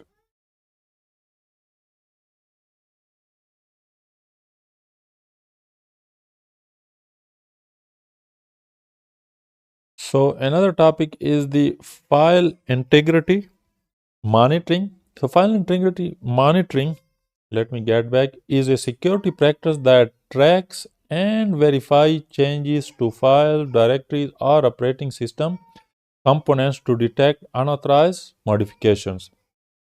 Its purpose is that it ensures critical files remain unaltered unless authorized, and it detects potential security breaches or malware activity that involves file tampering. And it complies with regulatory requirements, for example, PCI DSS, which is Payment Card Industry Data Security Standards used by the credit card companies, and HIPAA, which is the US laws for the confidentiality of the patient medical records. So this is how it works. First step is the baseline creation, which establishes a reference state for monitored file. Then is the real-time monitoring, which tracks changes such as modification, deletion, or addition. Then alerting, it notifies administrators of any unauthorized changes, and reporting include logging the events for auditing and compliance purposes.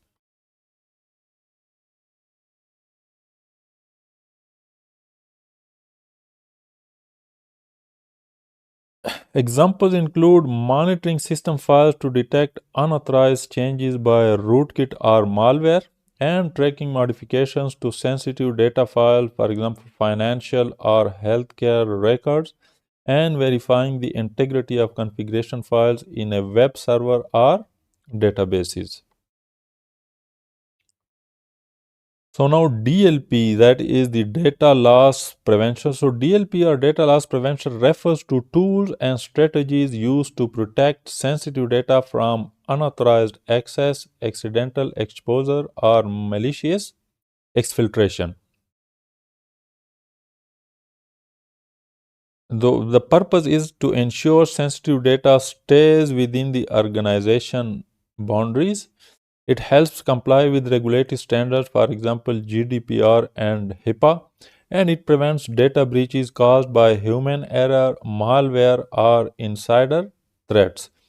Key features include first, the data classification. So it identifies and characterizes sensitive data, for example, personally identifiable information and financial records. Content inspection, then it monitors and analyzes data in motion. For example, network traffic, at rest, that is data stored inside the storage, and in use, that is data actively used by the endpoints. The policy enforcement, which is the next step after the monitoring, which blocks or encrypts data transfer that violates predefined security policies, and alerts and reporting notifies administrators of potential data leaks and provides logs for audits. Examples include preventing employees from sending sensitive files, for example, customer data via personal email, and blocking unauthorized USB devices from transferring critical files. Monitoring could upload monitoring cloud uploads monitoring cloud uploads to detect and stop unapproved sharing of confidential information. So if some of your employees tries to monitor data to the cloud, for example, the Google Drive or other cloud storage, DLP can be used to monitor these uploads and prevent any sensitive data upload to the cloud storage. Network access control, another security solution, which is basically a security solution that regulates and manages device access to network based on security policies, ensuring that only authorized and compliant devices can connect. Purpose is that it ensures security. It restricts network access to only devices that meet security standards. Compliance enforcement, so it helps enforce compliance with regulatory requirements, for example, HIPAA, PCI DSS, and it prevents unauthorized access. It protects the network from unauthorized devices or those with the vulnerabilities. So the key features of the NAC includes the authentication, which is the verification of the identity of devices and users before granting them access inside the network. Compliance checking, which ensures that devices meet predefined security policies such as antivirus status or operating system patch level. So this means that let's suppose a user have a window, let's suppose endpoint or PC that wants to connect to the network. So the NAC can check whether the antivirus software is up to date and whether the operating system has the security patches applied. Access control, it grants access based on security posture, allowing full, restricted, or guest access. And the policy enforcement, it enforces rules for network access, such as limiting access to certain resources or quarantine for non-compliant devices. For example, if the device has outdated antivirus, or the operating system As security patch is not applied, it can quarantine the device. Example include restricting access to corporate network for devices that lack updated antivirus software or security patches, enforcing strict access policies for BYOD or bring your own device to ensure that only compliant devices can connect to the network, and using NAC to segment the network, limiting guest or unsecured devices. Now, some endpoint detection and response, that is EDR, and extended detection and response, that is XDR.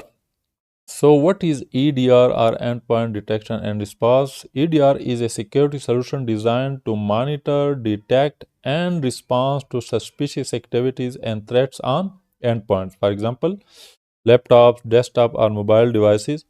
And its purpose is that it provides continuous monitoring, real time protection, investigation capabilities, and automated responses to security incidents at the endpoint level. Key features include real time monitoring. It constantly monitors endpoint activity for signs of malicious behavior and threat detection. It identifies anomalies, malware, and suspicious behavior such as unusual file modification or unauthorized access.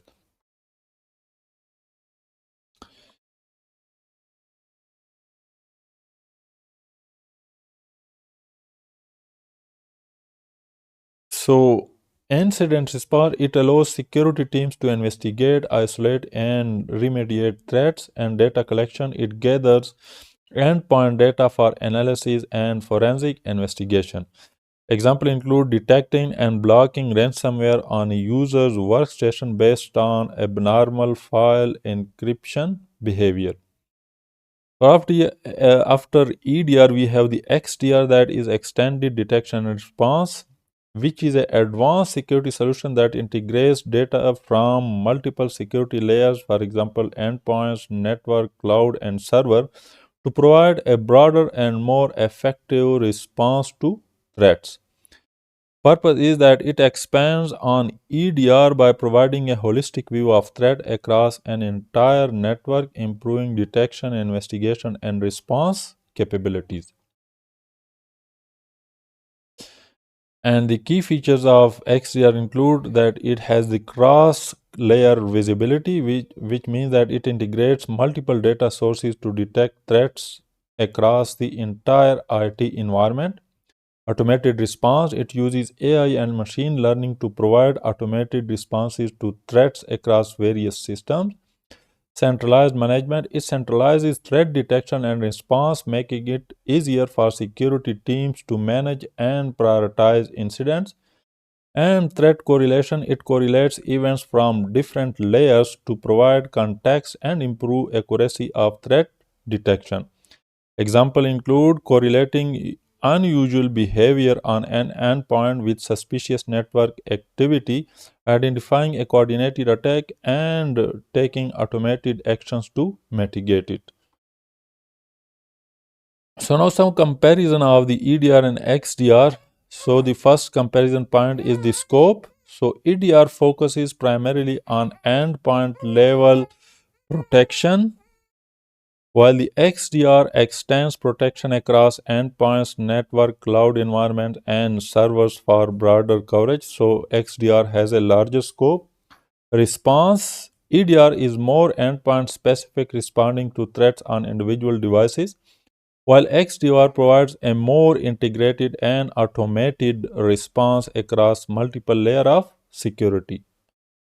User behavior analytics. So, user behavior analytics, or UBA, is a security approach that uses machine learning and advanced analytics to monitor and analyze user behavior patterns within an organization. It aims to detect anomalies and potential security threats based on deviations from normal user activity. Purpose of UBA is anomaly detection. It identifies unusual behavior that may indicate a security threat, such as insider threats, compromised accounts, or data exfiltration. Risk mitigation, it helps detect early signs of attacks, preventing significant damage or data breaches. And behavioral baseline, which establishes what constitutes the normal behavior for users, allowing detection of deviations that could signal malicious activity.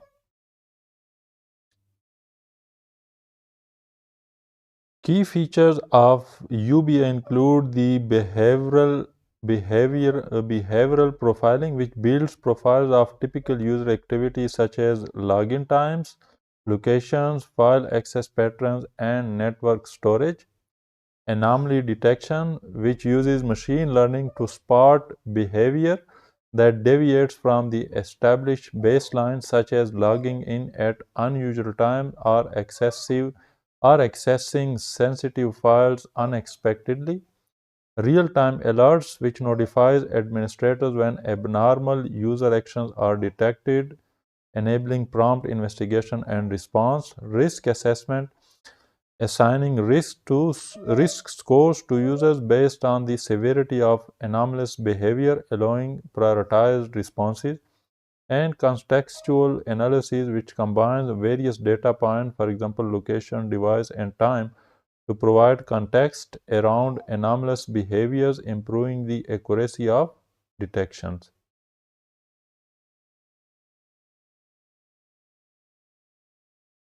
Examples of UB include inside threat detection, identifying a user downloading large volumes of sensitive data during off hours, which could indicate an insider threat. Account compromise, detecting a user logging from multiple locations in a short period, suggesting a compromised account. And abnormal access pattern, notifying administrators when a user accesses files or systems they don't typically interact with, such as financial records or HR data. Benefits include it enhances the detection of subtle, hard to spot threats like insider threats or compromised accounts. It provides a proactive approach to security by monitoring user behavior in real time and reduces false positives compared to traditional signature-based detection methods, as UBA is focused on abnormal activity rather than known threats.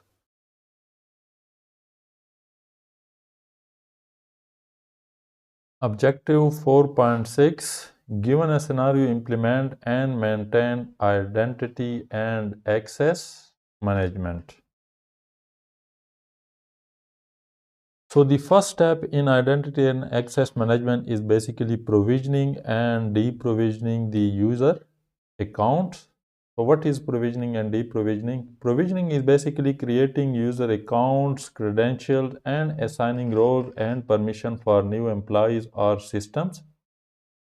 Automates tasks to ensure consistent application of access policies. For example, setting up access to email, file servers, and business application for new hires or new employees.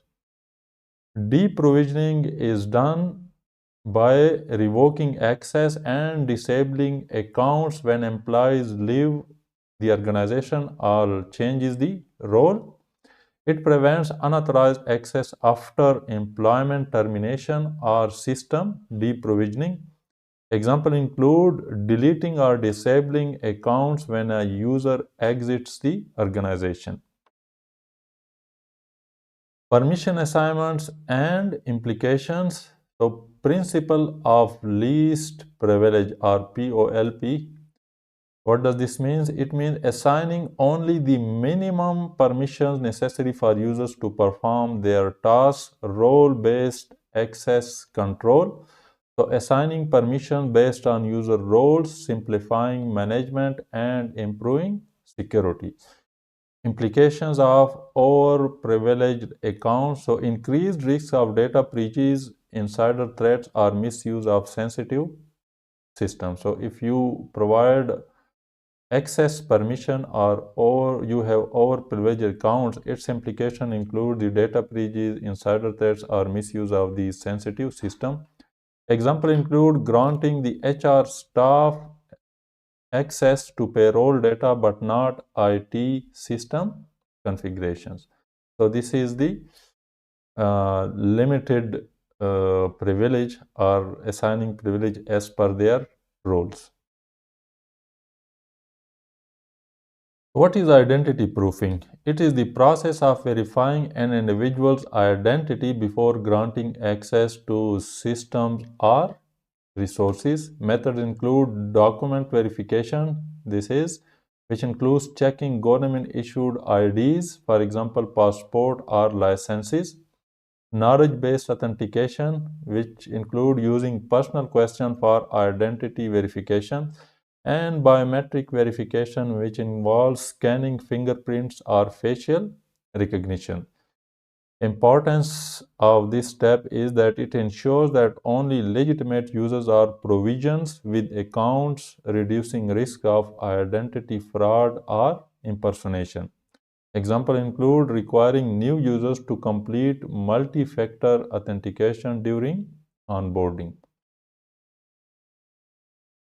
So what is the single sign-on or SSO? So SSO allows user to log in once and gain access to multiple systems, applications, or resources without needing to re-authenticate. For example, you have these multiple application or systems, so instead of the user needing to provide credential for each system, what does the user do? The user has this SSO account, and using this SSO account the user log in once and then has the access to all the systems. So it is of a very convenient to user, because user does not have to remember all these credentials and passwords. So it enhances user convenience and security by reducing the need for multiple credentials. Lightweight Directory Access Protocol, or LDAP. LDAP is a protocol used to access and manage directory services over a network. What is the LDAP role in SSO? So it provides a centralized directory of user information for authentication and authorization, and it works as the backend for SSO by verifying user credentials against the directory. Example include authenticating users in a corporate environment using Microsoft Active Directory, which is an LDAP based service. So these are some methods of the SSO, including the open authorization or OAuth. So OAuth is an open standard for token-based authorization, enabling secure access to resources without sharing credentials. And what is OAuth role in the SSO? So it facilitates delegated access by allowing users to log in via third-party services, for example, Google, Facebook. So what does this mean? It means that you have the credential of Google and Facebook, and using these credentials you can log into other application or other websites, and because these application or these site has trust relationship with the Facebook or Google.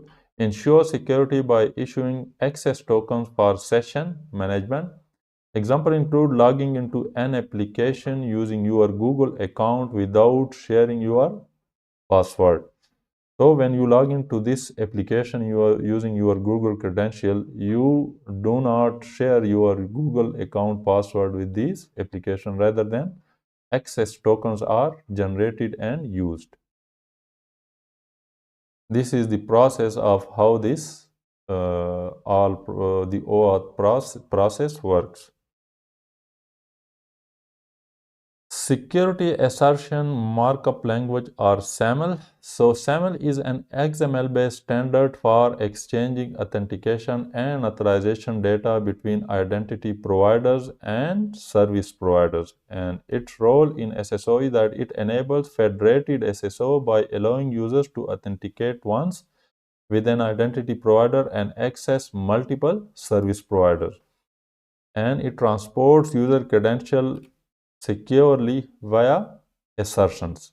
Example include accessing cloud-based application, for example, Salesforce, Microsoft 365 using your organization's SSO portal. Interoperability. So interoperability basically refers to the ability of different systems, applications, and technology to work together and exchange information seamlessly. And what is the importance of interoperability in identity and access management context? It ensures compatibility between various identity providers, service providers, and protocols. It facilitates single sign-on, SSO, identity federation, and secure communication across platforms. Key factor: use of open standards like SAML, OAuth, and OpenID Connect, and compatibility between on-premises and cloud-based systems. Example include allowing an organization's Active Directory to integrate with cloud services like AWS or Azure. With cloud services, example include allowing an organization's Active Directory to integrate with cloud services like AWS or Azure. So, what does this mean? That it means you have an Active Directory over here, and of course you have user accounts and credential registered and stored in this Active Directory. So instead of creating all the user or cloud where you are using some services, you can integrate this Active Directory using the protocols such as SAML, OAuth, and OpenID with these cloud services. And then you can use the same credential to access these cloud services.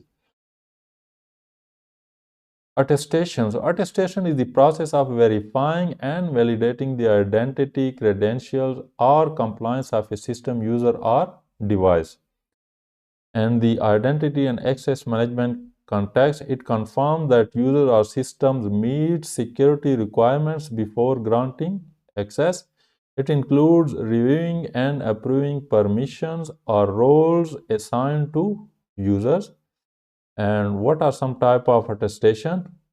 First is the user attestation, which validates user identity or roles, and the device attestation ensures devices comply with security policies before access. Example include a user must validate their identity via multi-factor authentication during onboarding or an annual review of access permissions to ensure compliance. So what is it's important in identity and access management? We are talking about the importance of interoperability and attestation. So interoperability enables seamless and secure collaboration between diverse systems, enhancing user experience and operational efficiency. While the attestation reduces risk by ensuring only verified and compliant users and devices access sensitive systems or data. So now some access control and some access control types. First one is the mandatory access control or MAC, which is the access that is determined by strict policies set by the organization and cannot be modified by the user. Or you can say that they are not at the discretion of user as opposed to the DAC or discretionary access control. Its characteristic includes that it has a centralized control. It uses security classification, for example, confidential, top secret, secret, etc. User and resources have predefined security labels. Example include a military system where only individuals with top secret clearance can access sensitive files. Another access control system is the DAC or discretionary access control, which is the access that is determined and managed by the resource owner, or you can say that it is at the discretion of the resource owner, which decides who can access their resources. And the characteristics of DAC include that it is flexible, but potentially less secure. It is flexible because the owner can grant access to whichever user or groups he or she wants. But again, it is also less secure because the owner may grant some user the access which are not authorized to access this object, or the owner may grant excessive rights to the users. Access permissions can be shared or modified by the owner. So the owner has the complete authority to change the permission or grant the permission or remove the permission to this specific object or resource. Example include a file owner grants read-write permissions to specific colleagues on a shared drive. Another access control system is the RBAC or role-based access control, which is access control system that is assigned based on the roles of users within an organization, and its characteristics include that roles are linked to job function. For example, you may say that we have an HR role, a finance role, an admin role, etc. It simplifies permission management. Example including finance team member automatically receives access to payroll software. So you have defined the role. For example, this is an admin role. So any user that is given this role has automatically access to all the resources which are granted access to this admin role. So it is easy to manage because you do not need to manage the permission or access for individual user. Instead, it is managed through this role, and any user that is given this role has automatic access to all the resources. Rule-based access control, which is access that is determined by a set of predefined rules, often based on conditions like time, IP address, or actions. Characteristics include it enforces dynamic control based on environment or context. Example, a rule that denies access to a VPN if the user's IP address is from an unauthorized region. Another access control is the attribute-based access control, or ABAC, which is access that is granted based on user's attribute, for example, department, role, or clearance, and resource attribute, for example, sensitivity or location. Characteristics include it is highly granular and flexible, and the policies are dynamic and context aware. Example include a policy that allows access to HR files only to users in the HR department and during office hours. So this airbag, as we see, it is more complex because it takes input from multiple sources and multiple attributes, and then we have the authorization engine that decides upon these criteria whether to permit or deny the access.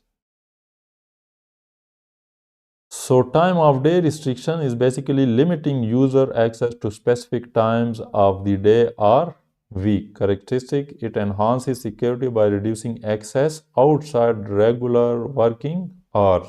Example include preventing non-critical system access between 10 p.m. and 6 a.m. Multi-factor authentication. So what is MFA? MFA requires user to verify their identity using two or more independent factors from different categories to increase security. It protects system from unauthorized access by requiring multiple layer of validation. So how to implement the MFA? So we have the biometrics, which uses unique physical or behavioral characteristics for authentication. Example of biometric include fingerprint scanning, facial recognition, retina scan, or voice recognition. And advantages include that it is difficult to forge and provides a strong authentication factor. Another authentication factor is the hard or soft authentication tokens. So what are the hard tokens? They are physical devices. For example, this one, such as smart cards or key fobs that generate or store credentials. Example, a time-based one-time password that is TOTP generator, such as this one. Soft token includes software-based credential delivered via app or devices. Example include the Google Authentication or Authy. Secure keys. So these are the physical devices compliant with standard like FIDO2 or U2F used to verify identity. Example include YubiKeys, USB or NFC based keys. Advantages include it is resistant to phishing and man-in-the-middle attacks. So now some factors in the multi-factor authentication. So these are different factors that can be used in the multi-factor authentication. The first one is something you know. So it is the information that only the user knows. For example, the password, pins, or security questions. And its weakness is that it is vulnerable to guessing or theft. So your password or your pins or security question can be guessed or can be hacked by the hackers. Second one is the something you have. So it is basically a physical item in the user's possession, such as the key fobs as we saw in the previous slides. Example includes smartphones, smart cards, or token, and its strength is that it requires physical theft for the compromise. And the next one is the something you are, which is the unique biological characteristics of the user. An example include fingerprints, facial features, and iris patterns. And its strength is that it is extremely hard to replicate or forge. So the fingerprint are unique to each user, and they are very hard to replicate or to steal them. And the last one is, or another one is the somewhere you are, which is the geographic or network based location of the user or the device. An example include that access granted based on the IP address, GPS, or Wi-Fi location. Use cases include denying access if a user's location deviates from expected parameters. So the summary of MFA is that MFA combines factors. As we saw, the four factors, so different factors can be combined. Minimum may be two, they may be more. So enhances security by requiring at least two independent factors. Effective implementation, so balance user convenience and security using suitable technology, for example, biometrics, tokens, or security keys. And factors reduce risk. So even if one factor is compromised, other layers prevent unauthorized access. What are password best practices? So these are some best password secure or best practices. First one is the length. So it is longer the password, the more secure they are, as they are harder to crack. And best practice is to use password with a minimum length of 12 to 16 characters. Second factor is the complexity. So it includes a mix of uppercase letters, lowercase letters, numbers, and special characters. And best practice is to avoid predictable patterns and include varied character types. Third best practice is the reuse, which is the using the same password for multiple accounts, which is a security threat because it increases the vulnerability. If the password is compromised, your multiple account will be compromised. And the best practice is to avoid reusing password for multiple accounts and creating unique password for each account.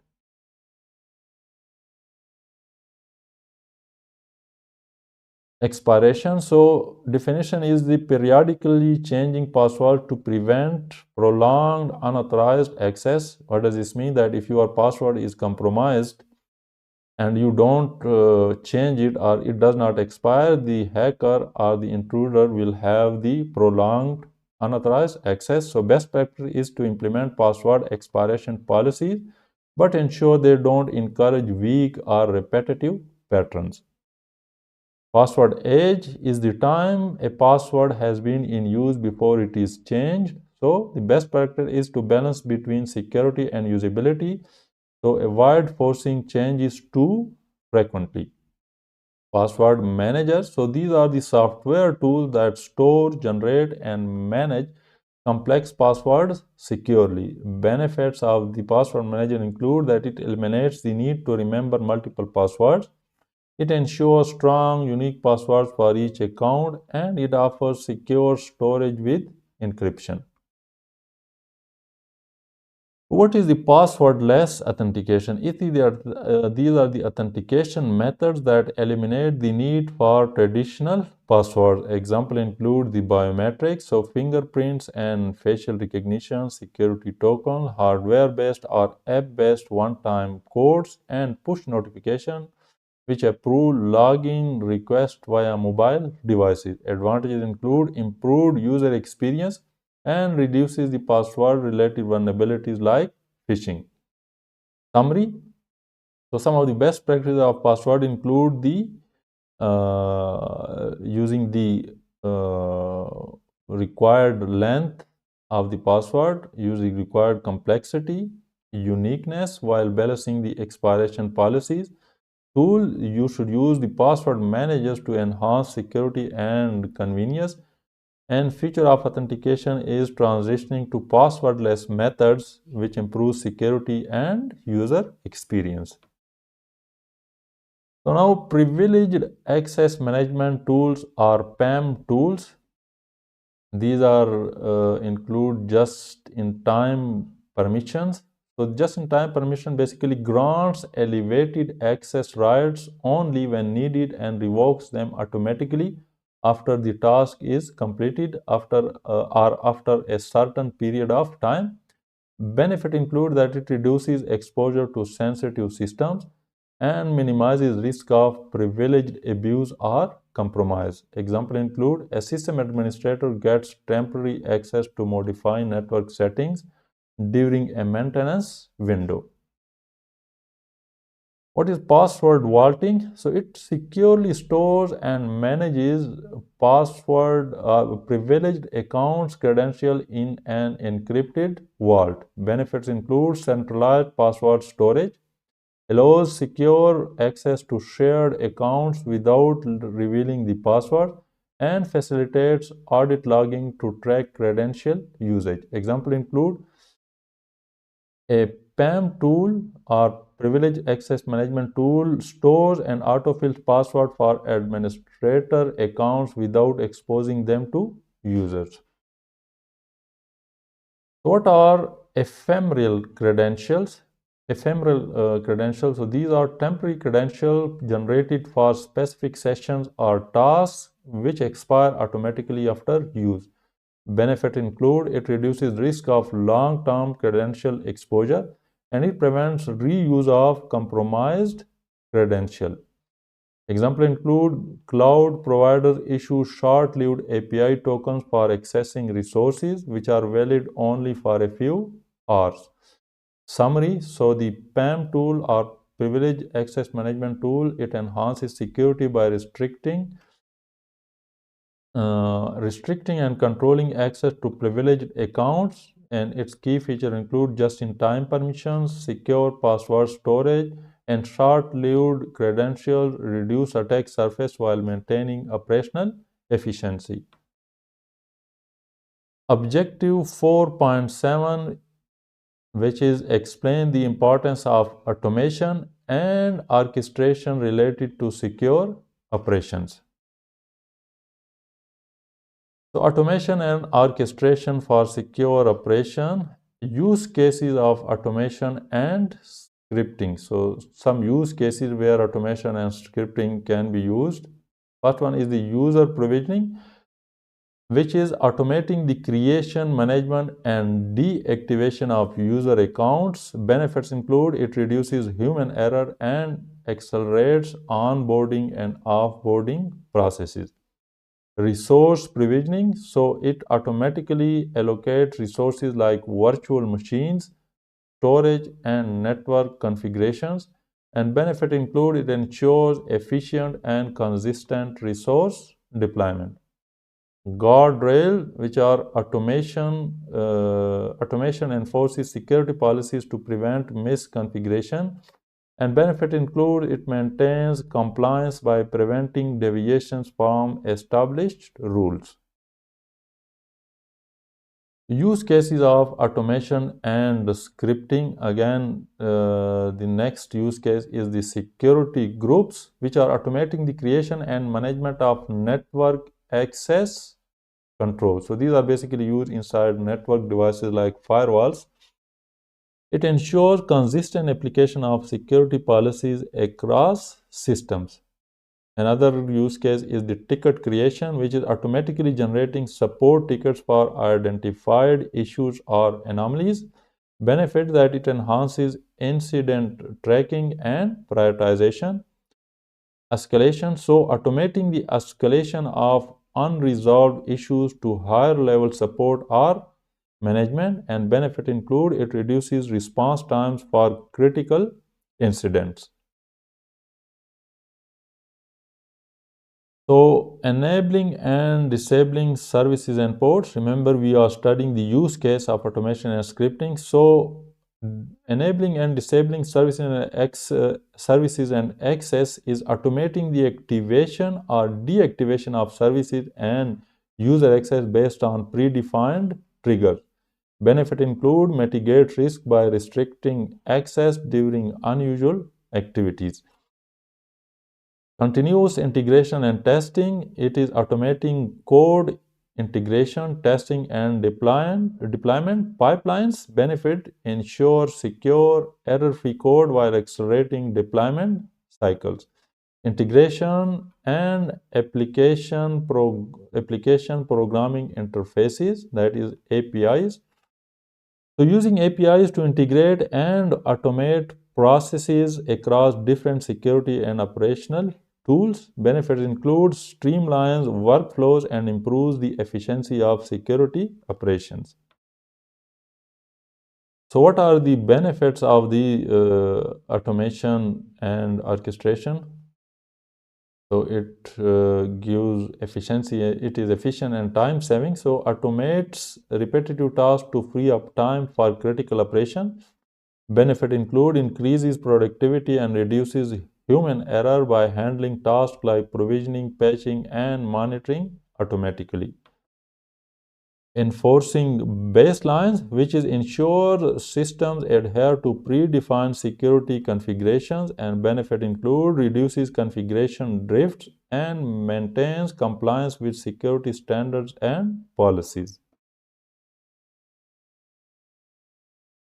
Standard infrastructure configurations, so automates consistent deployment of infrastructure with predefined templates. Benefits include enhanced reliability and security by ensuring uniformity across environments.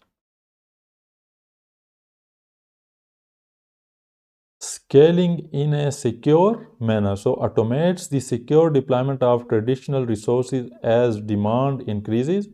Benefits include it prevents vulnerabilities during rapid scaling by applying security controls consistently.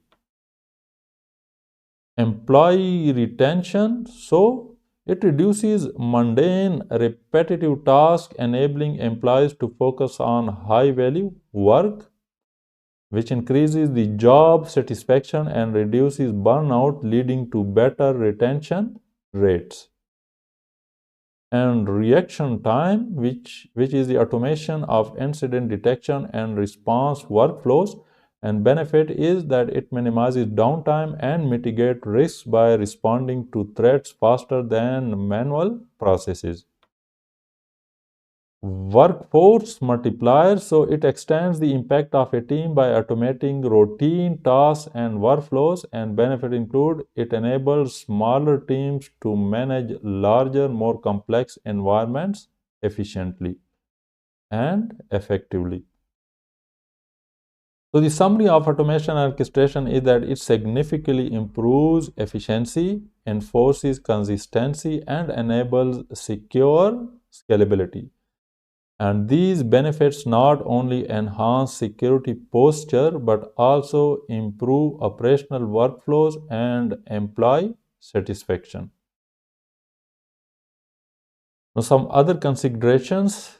First one is the complexity, which is automation systems can become intricate, requiring advanced skills to implement and maintain. And impact is the increased complexity might lead to misconfiguration or difficulties in troubleshooting.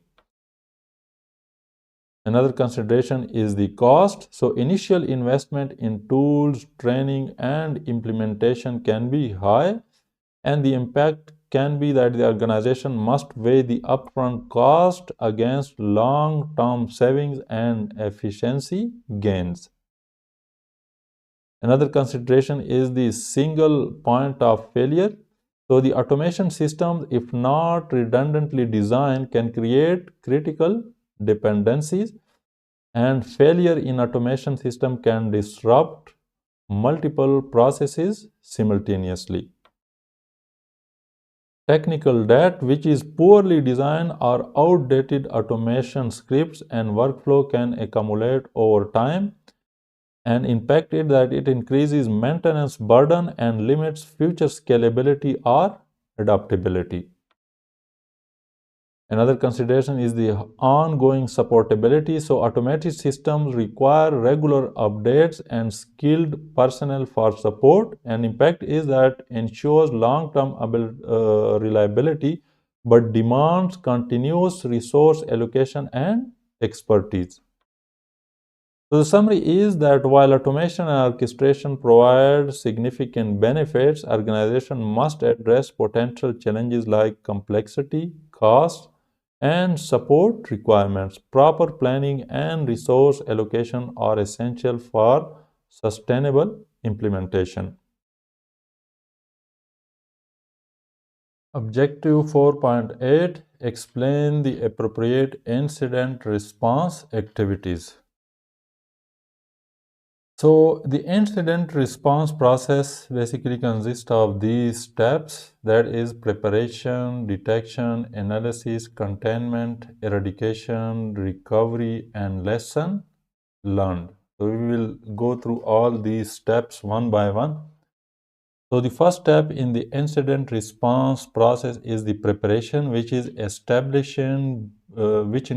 establishing the policies, procedures, and tools for effective incident handling. And the key activities in the preparation step includes developing an incident response plan, conducting training and simulations, and deploying monitoring and detection tools to detect any incident.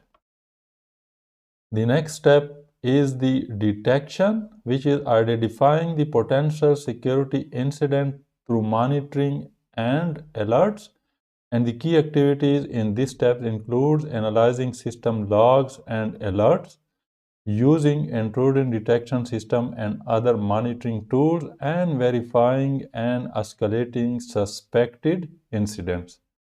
The next step is the analysis, which is evaluating the details of a detected incident to determine its scope, impact, and potential root cause. Key activities in this step include collecting and reviewing forensic evidence such as logs and network traffic, identifying affected system users and data, and assessing the severity and classifying the incident type. The next step in the incident response process is the containment, which include isolating the affected system to prevent further damage. And the key activities in this step include applying network segmentation, disconnecting compromised systems from the network, and using temporary fixes to limit the spread. The next step in the incident response process is the eradication, which is removing malicious elements from the environment. And key activities in these steps includes eliminating malware or compromised account, patching the vulnerabilities, and performing a thorough system cleanup. Next step is the recovery, which is restoring normal operations while ensuring no residual threats. And key activities in this step include rebuilding or restoring systems from backups, validating the integrity of data and systems, and monitoring the systems for signs of recurrence. And the last step is the lesson learned, which is reviewing the incident to identify improvements for future response. And key activities in this step includes conducting the post-incident reviews, updating the incident response plan, and sharing the findings with stakeholders and improving the training. The next activity in the incident response is the training, which is educating teams on incident response procedures and tools to ensure readiness. And the key activities in training include regular workshops and hands-on exercises, and keeping staff updated on emerging threats and tools. Now, the testing. The testing of the during incidents, you can say before the incident, include, or the testing is basically evaluating the effectiveness of the incident response plan through different exercises. And these exercises include, the first one is the tabletop exercise, which is a discussion-based activity where team members walk through a hypothetical incident. And the purpose is to assess communication, coordination, and decision making in a controlled environment.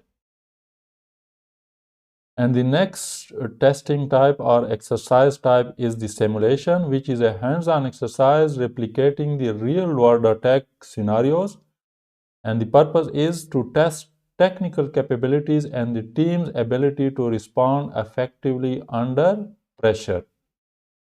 Root cause analysis, which is identifying the underlying cause of an incident to prevent recurrence. And the key activities during this process includes analyzing logs, configurations, and vulnerabilities, determining process or system gaps that led to the incident, and implementing corrective actions and process improvements.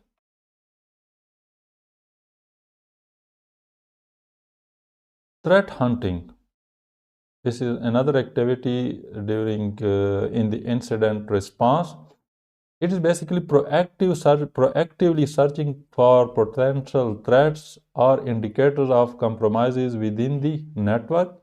And key activities include using advanced analytics and threat intelligence, identifying unusual patterns or behavior, and mitigating risk before they escalate into incidents. And summary includes these activities basically the training, testing, root cause analysis, and threat hunting enhances an organization's ability to prepare for, respond to, and mitigate security incidents. Each of these activities play a vital role in maintaining robust incident response capabilities. Now, coming to the digital forensic activities, and some of activities in digital forensic include the legal hold, which is a process to preserve all relevant data when litigation or investigations are anticipated. And key activities in this process include notifying involved parties to preserve evidence and ensuring that data remains altered or ensuring the data integrity. Chain of custody, which is a record of who accessed or handled evidence to maintain its integrity. And key activities in this process include documenting each transfer of evidence and using tamper-proof seals or logs. Acquisition during digital forensic are digital forensic activities, including the acquisition. So acquisition is collecting digital evidence from devices or systems in a legally sound manner. And key activities in this process include using tools to create exact copies of data, for example, disk imaging, and avoiding modifying the original data or ensuring the data integrity. Another activity in digital forensic includes the reporting, which is documenting the findings of a forensic investigation clearly and accurately. And key activities during this process including the timelines, evidence descriptions, and analysis results, and ensuring the report is understandable for non-technical stakeholders. Preservation. So maintaining the evidence integrity throughout the investigation. And key activities during preservation include storing the evidence securely to prevent alteration and using hash values to verify data remains unchanged. E-discovery, which is the process of identifying, collecting, and producing electronically stored information for legal proceedings. Key activities include reviewing and filtering data for relevance and complying with legal and regulatory requirements for evidence production. Objective 4.9, given a scenario, use data sources to support an investigation. So, log data, using data sources to support investigation. And what are these sources? First source may be the log data, and then the log data can be from multiple sources, such as the firewall logs. So the purpose of firewall log is to record traffic allowed or blocked by the firewall rules, and its relevance in the investigation is to identify unauthorized access attempts, unusual port usage, or blocked malicious traffic. Another log source or log types are the application logs, which track the activities within specific software or application, and its relevance is to identify errors, access patterns, or suspicious behaviors tied to a compromised application. Endpoint logs purpose is to record activity on individual devices such as workstation, laptops, or servers, and its relevance include detecting malware activity, unauthorized software installation, or policy violation. Operating system specific security logs, and its purpose is the log security related events generated by the operating system, for example, Windows Event Viewer or Linux syslogs, and its relevance is to identify failed login attempts, privilege escalations, or suspicious system changes. IPS and IDS logs, its purpose is to record alerts and detections of potential intrusions or malicious activities, and its relevance is to correlate alerts with network events so as to identify attack patterns and compromised systems. Network logs, these are the its purpose is to monitor network traffic and device communications, for example, router or network switches logs, and its relevance is to trace data flows, identify anomalies, and reconstruct attack paths. Metadata. So metadata purpose is it is basically data about data such as timestamps, IP addresses, and file properties, and its relevance is to help establish timelines, identify data sources, and link events during investigation. So now some data sources, and these data sources include the vulnerability scans, which are automated tools used to identify potential vulnerabilities in systems or networks, helps detect unpatched software, configuration issues, and weak security settings, and provide detailed report for investigation and remediation. Automated reports which are generated by security tools or monitoring systems to track security events and incidents. And these reports are basically summarize alerts, logs, and findings in a digestible formats. And these are useful for identifying trends, recurring issues, and anomalies. Another data source are the dashboards, which are visual representation of system health, security posture, and network activity. These offer real-time monitoring and historical data to track performance and incidents and help investigators quickly identify security breaches or areas of concern. Packet capture. So these are recordings of network traffic providing detailed insight into communication between systems. These are useful for investigating suspicious activities like malware or unauthorized access. Packet captures allow for deep packet inspection to analyze network level security issues. So that's all for this domain. Thank you for watching and subscribe and stay tuned for the next video of domain 5. And if you want to study the practice questions, I also have a video of the practice question on my channel. You can also watch this and it will be very helpful for your exam preparation. Thank you and see you in the next video.